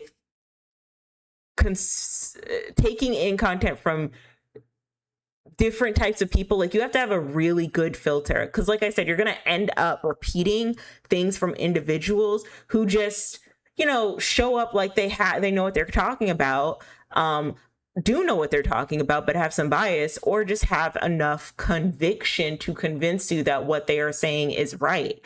You have to have a really good filter and really good discernment, because you'll end up repeating those talking points without actually understanding how they got there and why, and if that talking point is actually true in your real life, right? Like, I see this a lot with like the woman-based gender war content, the women empowerment movements. It's a trauma response to the manosphere, right? Not inherently as harmful as the manosphere, with the exception of them being deceitful in some of their strategies. A good example of this is like Shira 7 with her sprinkle sprinkle advice. A lot of that is glorified like escorting. And I'm pretty sure Yanni had the same take too. Shout out to her. But I like knew this because, I used to do OF, right? But I knew this before, anybody else was coming to this like this point, that if someone is encouraging you, and this is advice that I have heard Sprinkle Sheriff 7 say before, right? There's a lot of truth to what she's saying. Okay, there's a lot of truth to what she's saying. I'm not gonna sit up here and say that like some of the stuff she's saying isn't truthful, but I think that it is inherently misleading to give your advice from your own personal experience of what worked for you, depending on the field of work you're into. I'm not accusing her of anything. I'm not accusing her of being an escort or anything, but, or like how you were able to get where you needed to go. Because when we start saying the advice, because it wasn't just Shira 7 saying this advice, but when we started encouraging young women to, or any woman for that matter, to go to bars where wealthy people socialize and congregate, sit there by yourself at the bar, read a book, drink your French 75 with your best Zara with your best Zara on, and scope the field and network and see if you can find a husband, right? When we started giving that advice, I was like, okay, so that kind of sounds like that sounds a little bit like like we're soliciting something. And like I said, I'm always pro SW over here, but my main concern has always been how harmful that type of advice and that rhetoric is, to have like that, like, because you do, like, when you're following like a Shira 7 advice, or like a hypergamous pink pill, I need a provider man type of advice, you do kind of have to have like this swipe work mentality. You have to have an SW mentality, right? But the problem is that a lot of women who are really just trying to find love, relationship, and stability, a lot of those women don't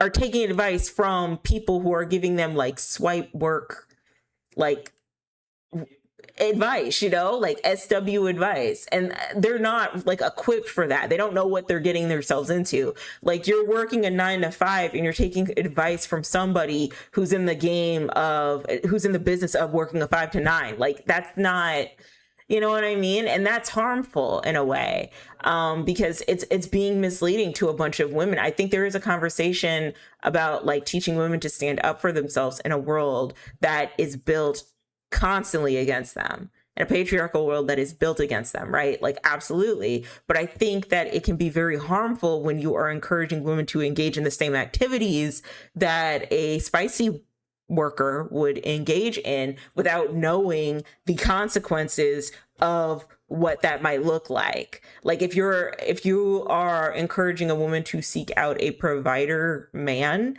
without trying to find like love and relationships, they could put themselves in a pretty harmful situation. They could be in like a sugar baby, sugar daddy situation. Meanwhile, like this woman who's listening to your advice and is taking on like the advice, she's not equipped for that. She's not equipped for that life. And so she doesn't know how to get out of it. She doesn't know the strategy or the techniques to get out of it. You know what I mean? And I don't know. I think that's just very interesting. However, I will say that misandrous content will never be as inherently harmful, toxic, or destructive or violent as misogynistic content. Like, y'all gotta understand that. Like, misandrous content does not have women out here doing mass shootings. A lot of the misogynistic content that's out, a lot of the manosphere content, a lot of like the, talking figures, Kevin Samuels, Andrew Tate, like a lot of this content that fosters anger in men has encouraged that type of behavior. That is something people need to understand. But it still can be harmful if you're not really grasping the type of advice that these people are giving you, that these women are giving you. Okay. Anyway. And kind of position yourself in any sort of like authoritative lens. Be willing to have enough respect for the work and the depth of work in those sociological and psychosocial disciplines, to be able to come with something that offers nuance and pushes the conversation forward, which is very different than saying, this is the lens through which I'm processing my experience because this is the one that makes the most sense to me. And I think that there's nothing wrong with that. But I think what happens too often is that we take how one person is processing their experience and the lens that they're using to process their experience to make sweeping generalizations about what men are doing and feeling and what women are doing and feeling, which brings us to the undercurrent that runs through all of us. You knew we were not getting out here without talking about the patriarchy. So patriarchy is a system of power and hierarchy that centers men as dominant. It's a hierarchy of gender, so that men and women are not on equal footing, and women are valued relationally, meaning you have value in the patriarchy in relation to how you support the patriarchy, but not value for who you are as a person, as a woman, okay? And so as a result, when women ascend the ladder of economics or women ascend the ladder of education, that is immediately disregarded and displaced, because how does that serve the patriarchy? It doesn't. So it is dismissed out of hand. I have a I have a video that went viral And I'm like, this is why you really just can't be sharing your relational experiences, because it just becomes the low hanging fruit for people to grapple with their grievance, right? So the video, it's on my Instagram, and it talks about how why I gave up dating apps, and how this gentleman was asking me, like, what do you do? And I try to keep it really general. Okay. I'm like, oh, I'm in education. Like, oh, what do you do? What do you teach? So I'm like, oh, okay, these are the classes that I teach. And he started to ask like these deeper questions. And so I'm like, oh, okay, he's genuinely expressing an interest in the scope of the work that I do. And I have a broad range of work that I do and that I've done in scholarship, academia, social media, platform building. And like, I've done a lot of work, right? And after I kind of articulated like what I do, his response was, but can you cook a pot of greens? See what I mean? Because whatever it is that you're doing, that doesn't serve the patriarchy. But can you cook food? Can you do domestic labor? That's what serves the patriarchy, and that is what is considered valuable. In the patriarchy, women are socialized to center men, that your path to wholeness, that your worth, your value is tethered to whether or not you are in relationship with a man. And hear me on both sides of the fence, men and women. The minute, the second, the hour that you use your relationship as a symbol of status, okay, it has become reductive. It has become performative, because now it's not about love. When a relationship is status, it's about whatever perceived benefits you feel come along with that status. Okay. And I have heard it, I have seen it, I have read it, I have studied it. It comes in conversations like, I was a wife, I wasn't no baby mama.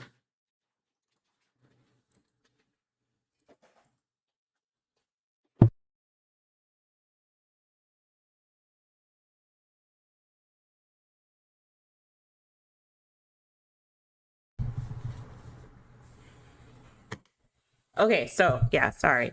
Yeah, so I do notice, especially a lot of women, they will throw out the fact that they are like married as a status symbol way more than I notice men do. Though I have heard time to time from time to time, and she talks about it here, that like some men don't rock with other men who don't have wives. They just find that that's a little weird. Um, Honestly, that really shouldn't be like your business whether they are married or not. But I don't know. I find it so interesting that so many women will still cling on to this idea of like marriage and relationships as like validation and worthiness, because of the system we live under, patriarchy, saying that that is what your worth is at the end of the day, not your qualifications, not what you've done, not your degree. I mean, how many times have we heard online all of these like whiny as men say, we don't care about your degrees and we don't care about your education, we care about what you bring to the table. And then when you ask them what exactly do you want me to bring to the table, proverbial table, they can't really answer. Like, it's stuff like that. But what benefit does a woman get from being a wife versus being a baby mama if we know that the divorce rates are so high? Like, what's the benefit of that?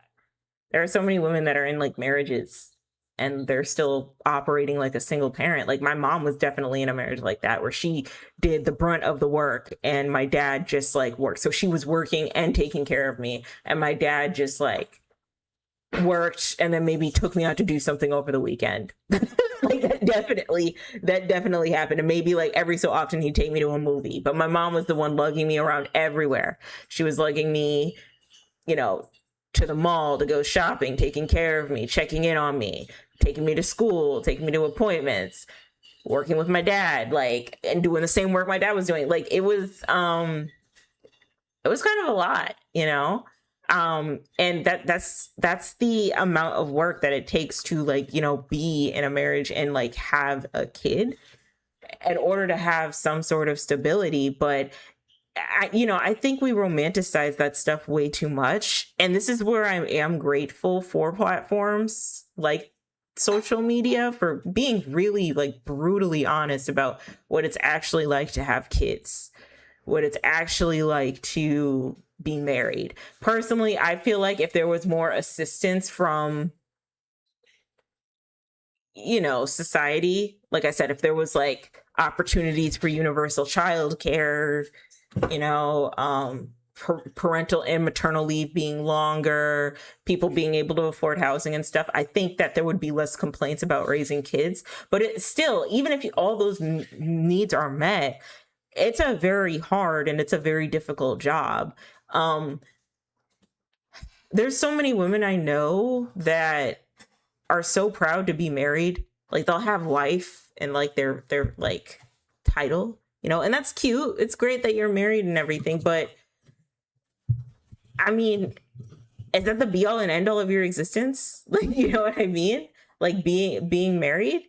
I had my last boss, she like cracked this joke that was really not funny at all, right? Where she was like, are you going to be one of those people who's going to be married to your boyfriend for the next 20 years, trying to figure out whether or not you guys are going to get married, always asking when y'all are going to get married and you don't have an answer? Or is that going to be you? And I'm like, why are you so worried about like my marriage? Like whether or not I'm going to marry this man or not? Why is that even your business?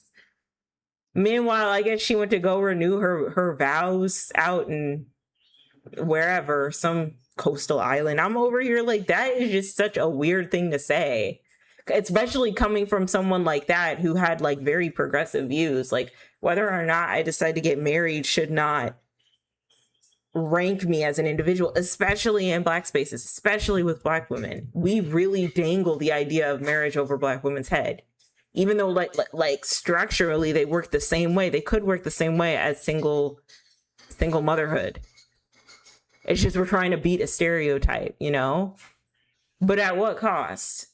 A ring, like, and then you still have to deal with another person who may or may not be like emotionally available or equipped to take care of the kid. I don't know. I just think that's very, very weird, but unfortunately, I feel like young girls are like groomed to have this mindset that no matter what your accomplishments are, you absolutely have to be complete by getting married and being in a relationship with a man, having kids, Girl.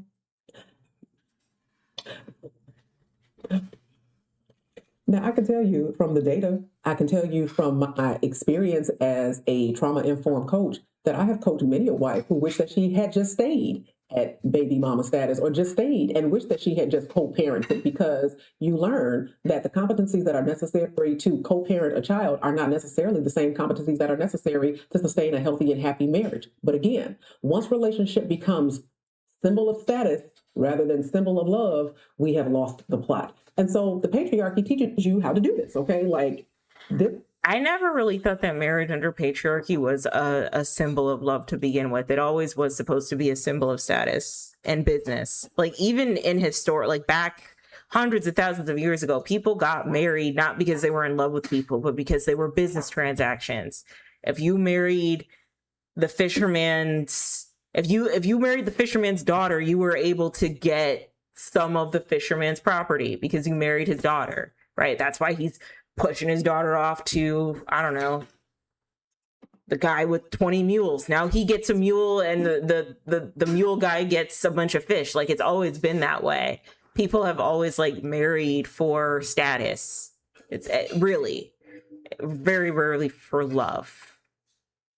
This is how you gain standing. And then you'll hear on the other side of it, oh yeah, men who don't have wives, yeah, I don't do business with them. Okay, so there's also this anecdotal reporting that if you don't have a wife, that you are not trustworthy. And so you will lose out on business deals. You won't get invited into certain rooms. You are barred from certain conversations because of your status. Okay, so the patriarchy fuels all of this. And contrary to popular belief, the patriarchy does not just hurt women. Okay, the patriarchy hurts men too. I encourage everybody to read Bell Hook's work, The Will to Change, because direct quote from this book, she says, patriarchy is the single most life-threatening social disease assaulting the male body and spirit, because men have to castigate parts of themselves in order to gain approval. So that in order for you to be accepted in the boys' club, There are parts of your emotional self, there are parts of your relational self that you have to deaden. Okay, which means you're not living as a whole person. And so that's like the problem with patriarchy, and that's why I always say that patriarchy always affects men too. Like it's not something that just affects women primarily. And I think going back to the beginning of the video when she was talking about there being an era with the Me Too movement and conversations about how toxic men could be, toxic masculinity, this is who men are of the 2010s, and then having like feminism like kind of push back against that. um I do believe that is due to patriarchy telling them this is who men have to be. Like there is no that's the binary. Like a man has to be emotionless, a man has to be chauvinistic, a man has to be sexist, a man has to make harmful jokes at the hands of offending women. That's what a man is. A man has to have multiple girls. So some men think that it's a prize to have multiple different types of girlfriends at the same time. That's not a flex. That's weird. That is kind of weird. Unless y'all are poly, that's one thing. But it's like if you are polyamorous, then you should just be polyamorous. You should not just cheat on a bunch of women. That's weird. But they do it for the power dynamic. Some men think it's like okay to have like multiple kids and create a lot of broken homes because they're wealthy, they have the money to do so, or they have this weird obsession with their seed. Look at Elon Musk. Look at Cory Booker. Is that the football player? Cam Newton.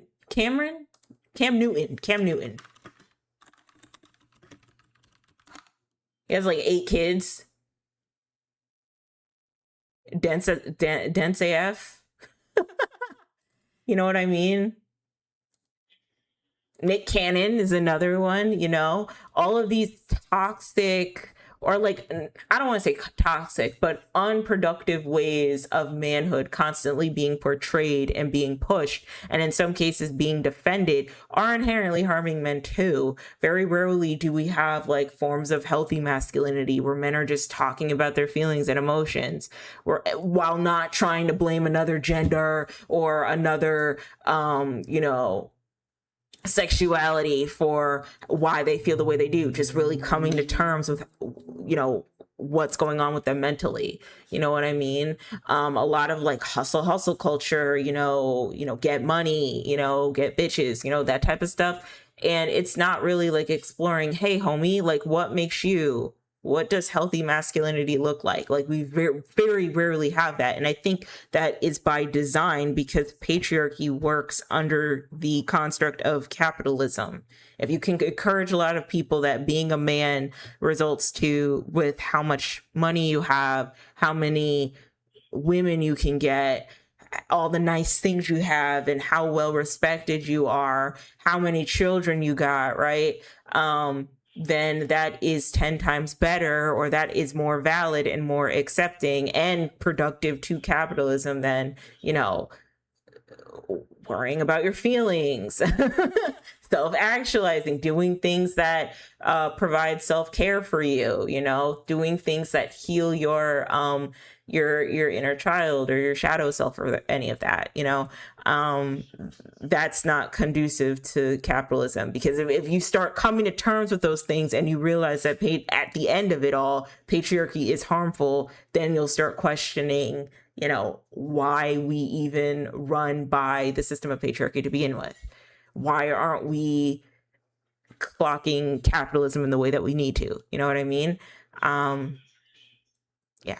You enter the brotherhood fractured, fragmented, broken, less of yourself, because the emotional fluency and currency and relational fluency and currency that makes women's friendships thrive in the way that women's friendships thrive, that's not acceptable in the patriarchy. And so a lot of men, in order to gain acceptance and approval from their peers, have to cut off parts of themselves in order to be accepted into the brotherhood. And this also hurts men, because at first I was like, male loneliness epidemic, that sounds a little gimmicky, but I have done the research. So please read several reads actually. Bowling Alone by Robert Putnam, excellent. Read Together by Dr. Vivek Murthy, who was the Surgeon General of the United States. And even Dr. Bruce Perry, whose work really is rooted in childhood trauma, but talks about relational poverty as an outgrowth of this system of kind of like isolationism and loneliness that we have going on. But another way that this hurts men is in this concept that grew out of Bell Hook's writing called being homosocial. So homosocial is basically you are attracted to women, but in terms of your validation, your status, your understanding of self, it is through the male gaze. Okay. So how does this hurt men? So there are men who have rejected or discounted women that they could have potentially been in healthy, loving partnership or had really good, solid friendships with that they have discounted because she didn't fit the model that their boys would have accepted. And what That is so crazy to me, by the way. That is so crazy to me because while we encourage like especially with the preference conversation, because we will encourage like preferences amongst men a lot. Like how many times have we heard like, she gotta be light skinned or this or those spicy Latinas or those Asian girls or those white girls, you know what I mean? Um Only to like impress their man, the men that they're hanging out with, but not really, and to get into these spaces and to fit into these circles, but not really because they actually like these people, but they like the idea of them. That is so crazy to me. And then in the same breath, I feel like we encourage like women to like give the ugly dude a chance, or you can't be too picky, you have to settle. But in reality, we all kind of low key can't be too picky. Okay, so I always say that if you have really high standards for yourself as a woman, um, that's fine. Just understand that it's gonna take you a very long time to get there. Like that's okay. And really, the standard that you should have should really be found within yourself. The highest standard of love and acceptance should be within yourself. It should not be through another partner. But I don't know, with those high standards, maybe we, instead of looking at the physical appearance so much, we also look at the internal and how they're thinking as an individual as well. Maybe. But and the same goes for men too. But like, I don't know. I think with dating nowadays and these dating apps, people think that they have a plethora of options, bro. Like they have so many options. And it's like, because you can keep swiping and you'll see someone better. You might see someone better. You might see someone prettier. You might see someone that you could really click with. And that's just not true. Like you do not have that many options, you know? You don't. Like, um, and this isn't me saying, well, you're gonna have to settle. I'm just saying, like, to an extent, I'm saying like if you really want to be in a loving relationship and you want to like build something with someone and that's the life you want to live, you may have to consider settling, right? Because you're not going to find the perfect person. But if your standards are super super duper high and you don't care, this is what you want out of your person internally, physically, all of that, keep those standards because you're always going to be disappointed by people. And then while you have those standards, work on yourself and self actualize, right? But I do find it interesting that there are so many men that will date certain women because of how their friends feel about them, how their family feels about them, whether they're like attractive or not attractive enough. Like that's very interesting. And it does happen a lot with women too, but more likely I notice that women always get the the well, you might just have to settle talk, or he's a really nice guy, or he's a good man, Savannah, like that type of energy, right? Whereas men can just kind of have these super specific standards, even if they know that they wouldn't be able to attract that type of woman to begin with. You know what I mean? I have found is that the men who are happiest in relationships chose partners that would make them happy rather than partners that would make society happy or make their boys happy. Patriarchy hurts men when you bite into this homosocial dynamic that I can't live for myself. I have to live for the approval of who my guys think is acceptable. Or again, my relationship, instead of it being this symbol of love and connection, it's now a symbol of status. And I want a certain status and a certain level of esteem in my male social circles. And so there are certain women that I will just out of hand discount no matter how nice she is or how loving she is or what kind of compatibility we have. It doesn't matter if she doesn't fit certain criteria and doesn't fit certain aesthetics. And so the patriarchy slices always. Okay, so that pendulum swings both ways, and it has left many, many bodies on the battlefield as people subscribe to and uphold this arcane institution. So, where does this leave us? The reason why men are disproportionately affected by this divide between men and women, more so than women are, is because women are socialized into care and nurturance, and women do not have to deaden the emotional and relational parts of themselves in order to uphold the patriarchy. In fact, the patriarchy benefits from women's emotional fluency and labor. And I want to give you a couple of quotes out of the research that you can use for further exploration if you are so inclined. So I want to start with Carol Gilligan's work with the ethics of care. She says that caring requires paying attention, seeing, listening, responding with respect. Its logic is contextual, psychological. Care is a relational ethic. She goes on to say, sensitivity to the needs of others and the assumption of responsibility for taking care lead women to attend to voices other than their own and to include in their judgment other points of view. And so that caring dynamic favors women heavily because women never had to abandon those parts of themselves in order to build communities, in order to build friendships. Women use these very dynamics to care for families. I also think it's very harmful to encourage men to stop caring. Like, everybody should care. Everyone should care. Like she said, like women have been socialized to care to uphold the patriarchy. But if men started caring more, like, shit would get done, right? Like, if I don't know, I think we have to encourage men to care a lot more, right? Or to care enough to know how to regulate their emotions. To participate in schools and churches and politics. So the bedrocks and pillars of our institutions run on the care and emotional fluency largely of women. Then I also want to reference Arlie Hochschild's work on emotional labor. So here's how Arlie defines emotional labor. Emotional labor is regulating or managing emotional expressions with others as part of one's professional work role. And so people who are able to kind of diffuse tension, people who are able to kind of keep things from escalating, from getting out of hand, more times than not, the woman in the family does that work. She reads the room, she takes the temperature in the room, and she kind of diffuses it in ways that keep everybody at even keel. And then there's Robert Putnam's works. So Robert Putnam has a book, Bowling Alone, and he talks about this notion of social capital. And he notes that women are somewhat more likely than men to be involved in church groups, school-related organizations, informal social networks. And so we talk about who's coordinating the play dates, right?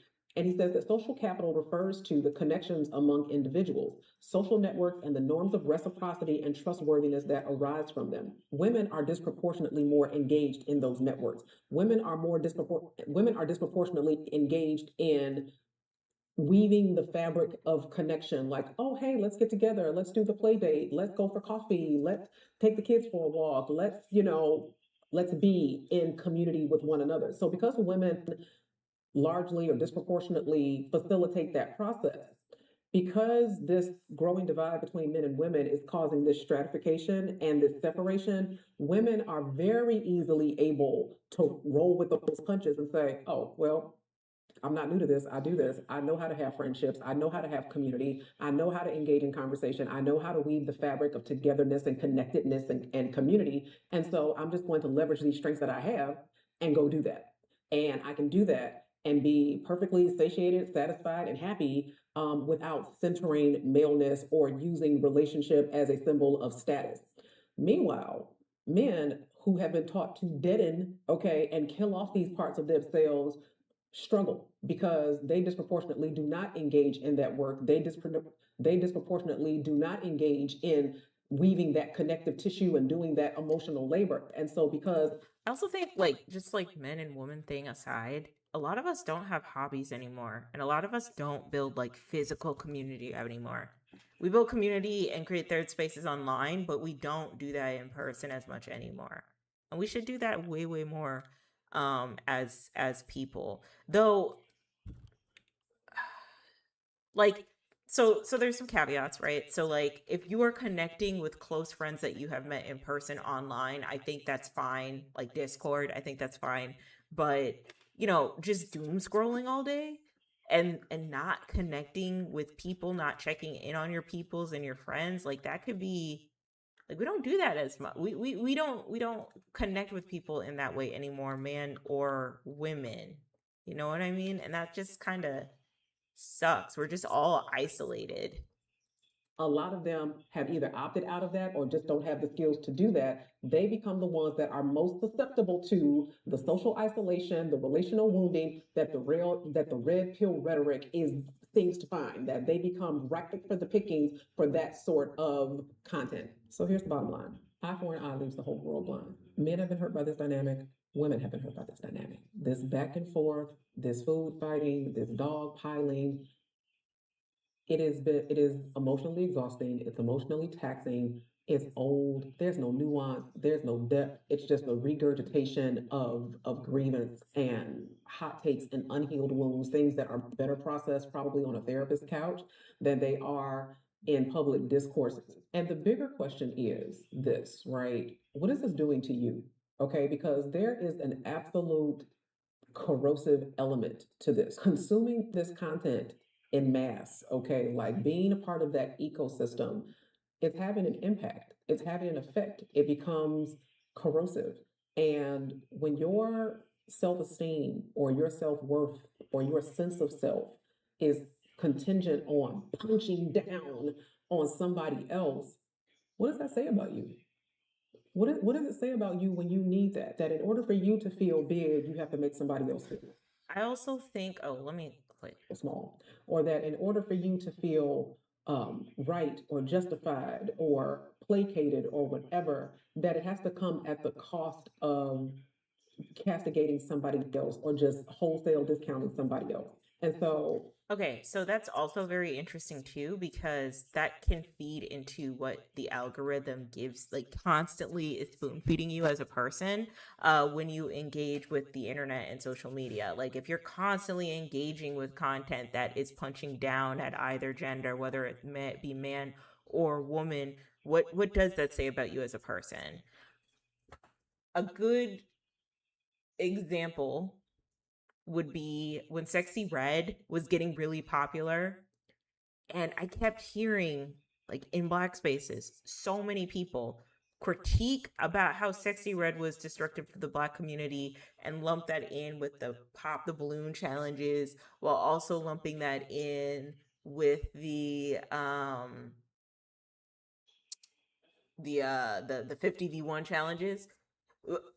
And fast forward like 6 months later, 6 months to a year later, we're not talking about either three of those topics. But for a minute, especially in like 2023, 2024, humiliation ritual, 50v1 challenges, pop the balloon, Sexy Red, Black people, we need to do better, Sexy Red, pop the balloon, 50v1, this is the problem with Black culture, Sexy Red, pop the balloon, 50v1, we need to do better as a society. This is why people can't take us seriously as Black folks, and blah blah blah, over and over and over again. And it was just the same video on repeat that I saw a lot of Black content creators jump on and talk about. And I couldn't help but think, okay, so what does that say about you as a person if you constantly have to dunk on Sexy Red? I believe there was one content creator who every like 3 months would dunk on Sexy Red. Just dunk on her.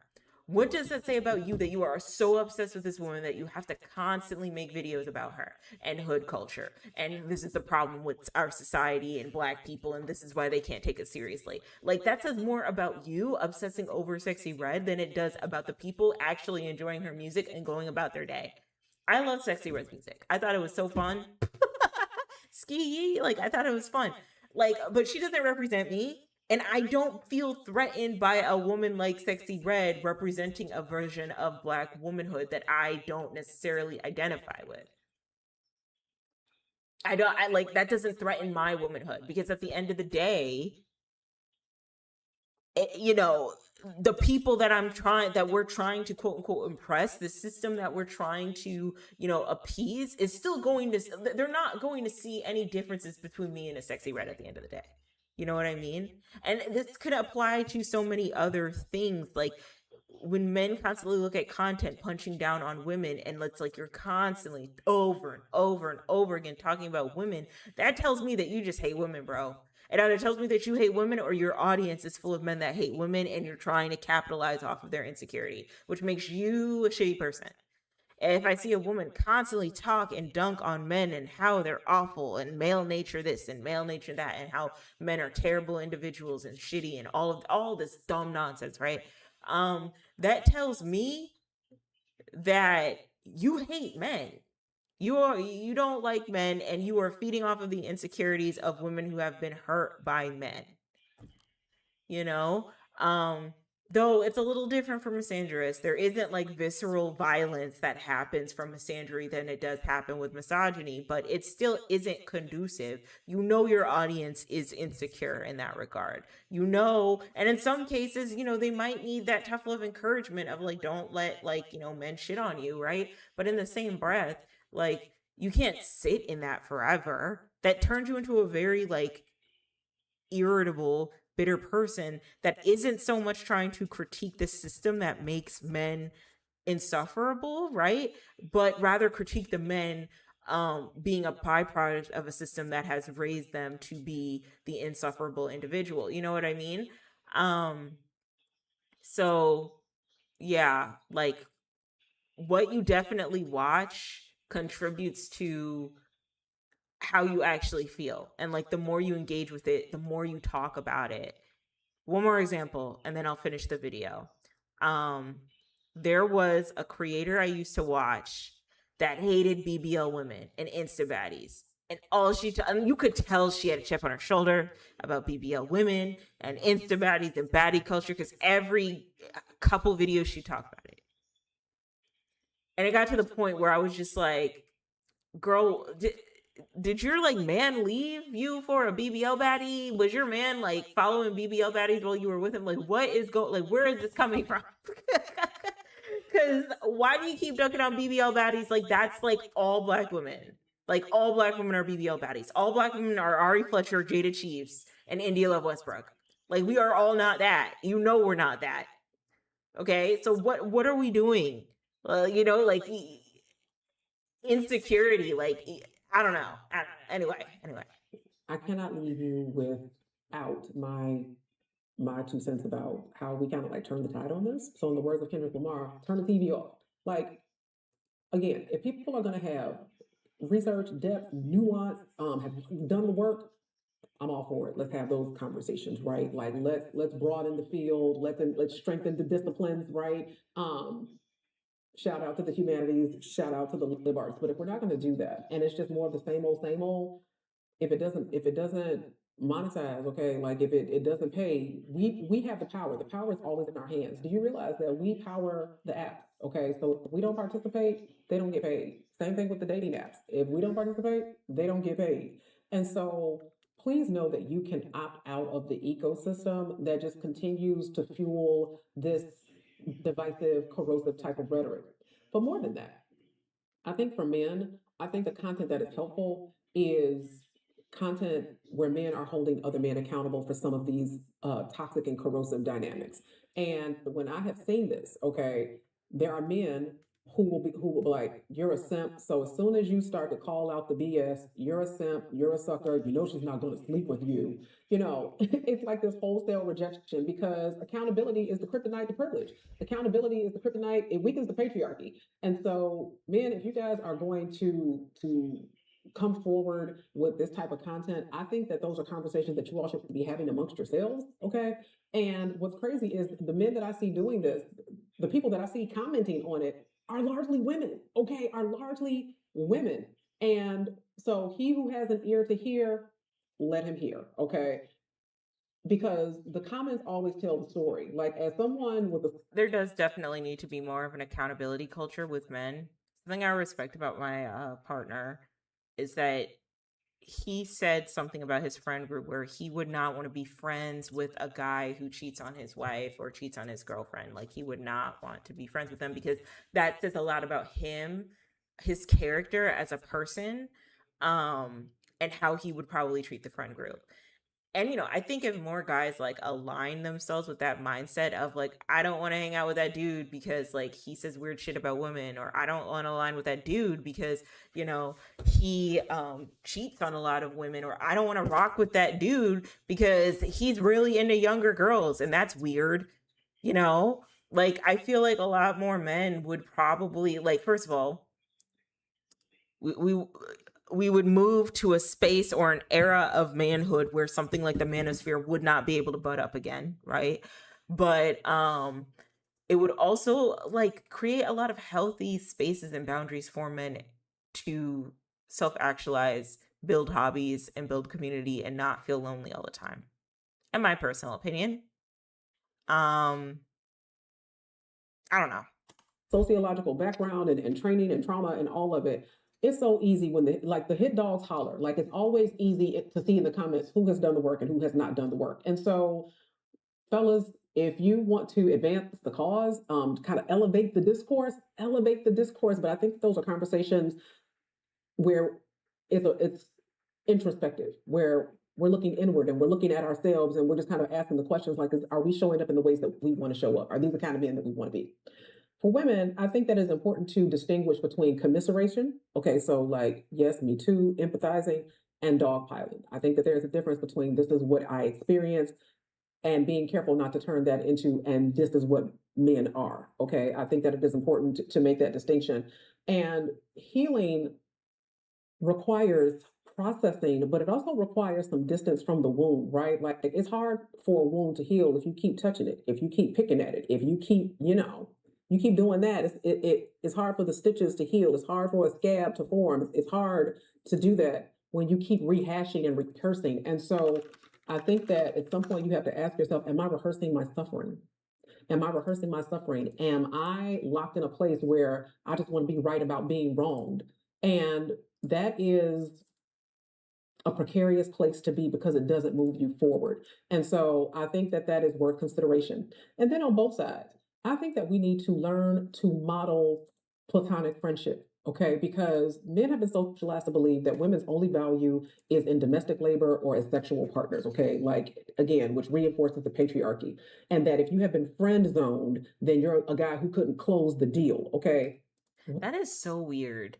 Not just for men, but also for women as well. That like we interact with the opposite sex to develop a romantic relationship with them, a sexual relationship with them, inevitably so that we can, what do they call it, pair bond and have babies. Like, that is weird. Like, why can't we live in a space where we can have guy and girlfriends and it just be that? Like, why does love always have to be at the center of everything for men and women? That is so weird to me. Um, I noticed that a lot of songs, like pop songs, and I knew this at a very young age when listening to the radio, a lot of the songs that I would listen to were always about love. And I'd be like, why are all these songs always about love? Like, they don't talk about or sing about anything else, just love. That's it. Nothing else. Nothing else.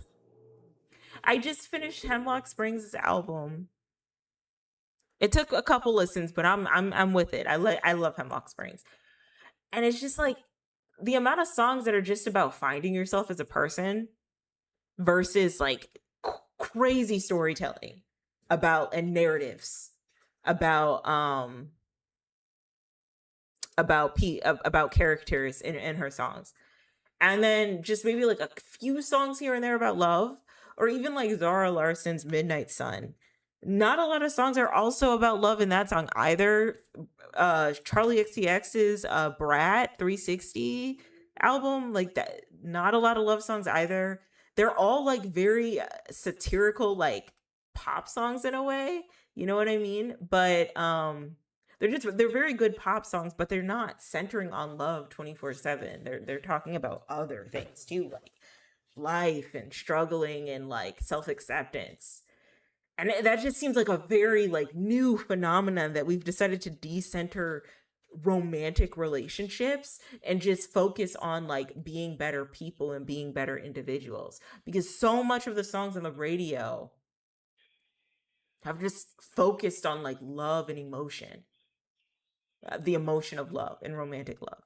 And it's, I don't know, it's just like socializing us to think that this is what we're meant to do as people. You know what I mean? Like the extent of our life is not valuable unless we find a partner and we make babies with them.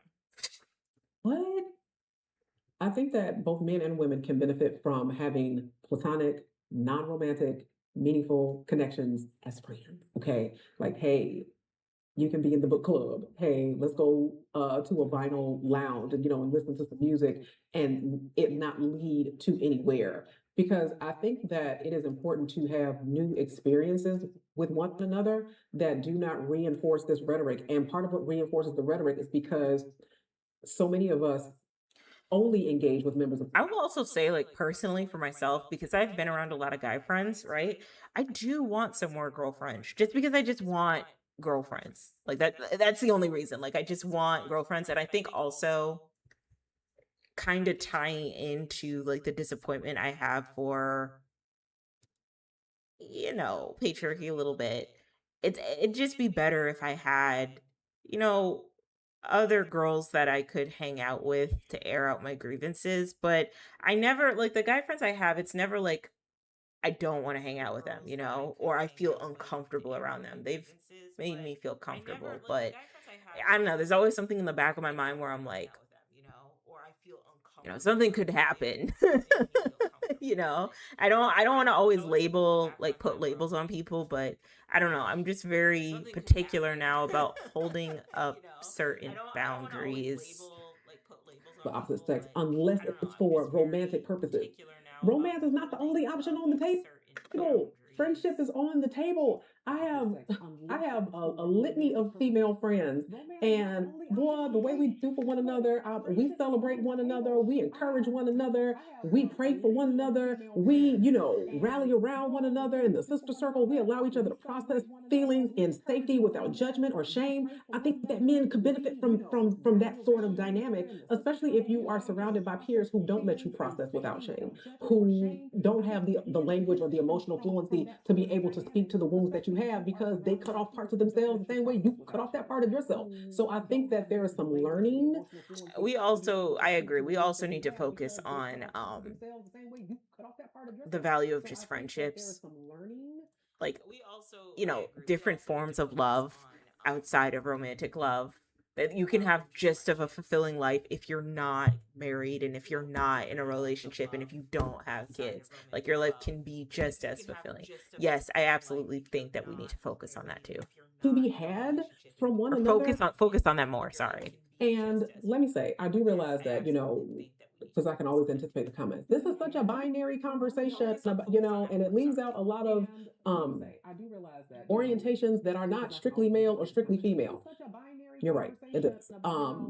And that's not an intentional slight. What this is looking at specifically is a social phenomenon that is weaponizing these gender differences to our detriment, to our social fragmentation. So I'm not speaking to this to leave anybody out.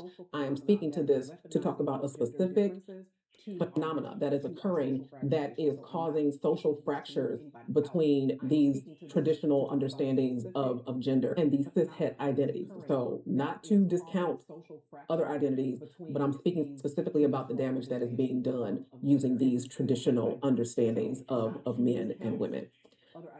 So yeah, you can opt out. You can opt out of the ecosystem. You can choose curiosity over certainty. You can choose community over the algorithm. You can come out of the rabbit hole, and you can start healing in community rather than kind of looking for a sounding board for your pain. Rather than looking for people that speak to your pain, how about looking to people who speak to your growth, to your healing, to your development, to your evolution beyond these very rigid understandings of male and female dynamics? Okay, I'm done. So there's that. Okay, so that was a good video. I agree. I also like that she added in other genders too, just to kind of cover because when we talk about the gender wars, it's only been about like cis men and cis women. Like real talk, that it's only been about like the conversations between cis men and cis women. So if you were queer or gay witnessing that, you probably did have a lot of questions like why do things have to be this way? You know what I mean? And I guess to wrap things up, because I talked about earlier today about how like straight people really be in like a victimhood mindset all the time and feel like they're oppressed. Um, and I think it really does lead into like the pressures that society and patriarchy puts on both men and women to perform gender in these super strict ways that is inherently harmful and contradictory to the way that they want to actually live their lives. If they are even living their lives that way at all. Like I don't know, it just feels very like you don't want to do this. Like you as a man don't want to toughen up and be a man and all these toxic masculine stuff, and you as a woman don't want to perform, these hyper specific roles of gender and like feed children and birth babies all day. Like you don't want to do that, and that's okay. You're still valid as a person for not wanting to do that. Sometimes it's okay for not wanting things that patriarchy tells you that you have to have. But yeah, like I really do agree with a lot of the things that that video was saying and kind of where I have been at with the gender war conversation. And hopefully going into the rest of the decade we can kind of like end things with gender war discourse because it's very unproductive. Um and we really do have to start looking at we just have to kind of start looking at the bigger picture now. Like although the pointing horizontally is not helping us anymore, we got to look at like what's actually going on for real. Like why isn't anybody been incarcerated after the Epstein files dropped? Like why isn't that happening? Like who's going to jail? Who's getting jail time? Like please. But yeah, I think that's all I have for you guys today. Thank you to the few of you guys who did decide to show up. I really appreciate that. I'm probably gonna review more videos in the future. Um, yeah, I'm gonna do some video reviews for a minute until I find a new game that I'm interested in. And I don't know, I need to restructure some things. I should probably do video reviews and then post recordings of the video reviews on my other YouTube channel. So I'll look into doing that. But yeah, guys, thank you so much for tuning in. I really appreciate it. I hope you guys have a wonderful rest of your evening. Remember, it is daylight savings time, so we're gonna lose a hour of sleep, so be aware. And I hope you have a wonderful rest of your evening, okay? Take care. Love you.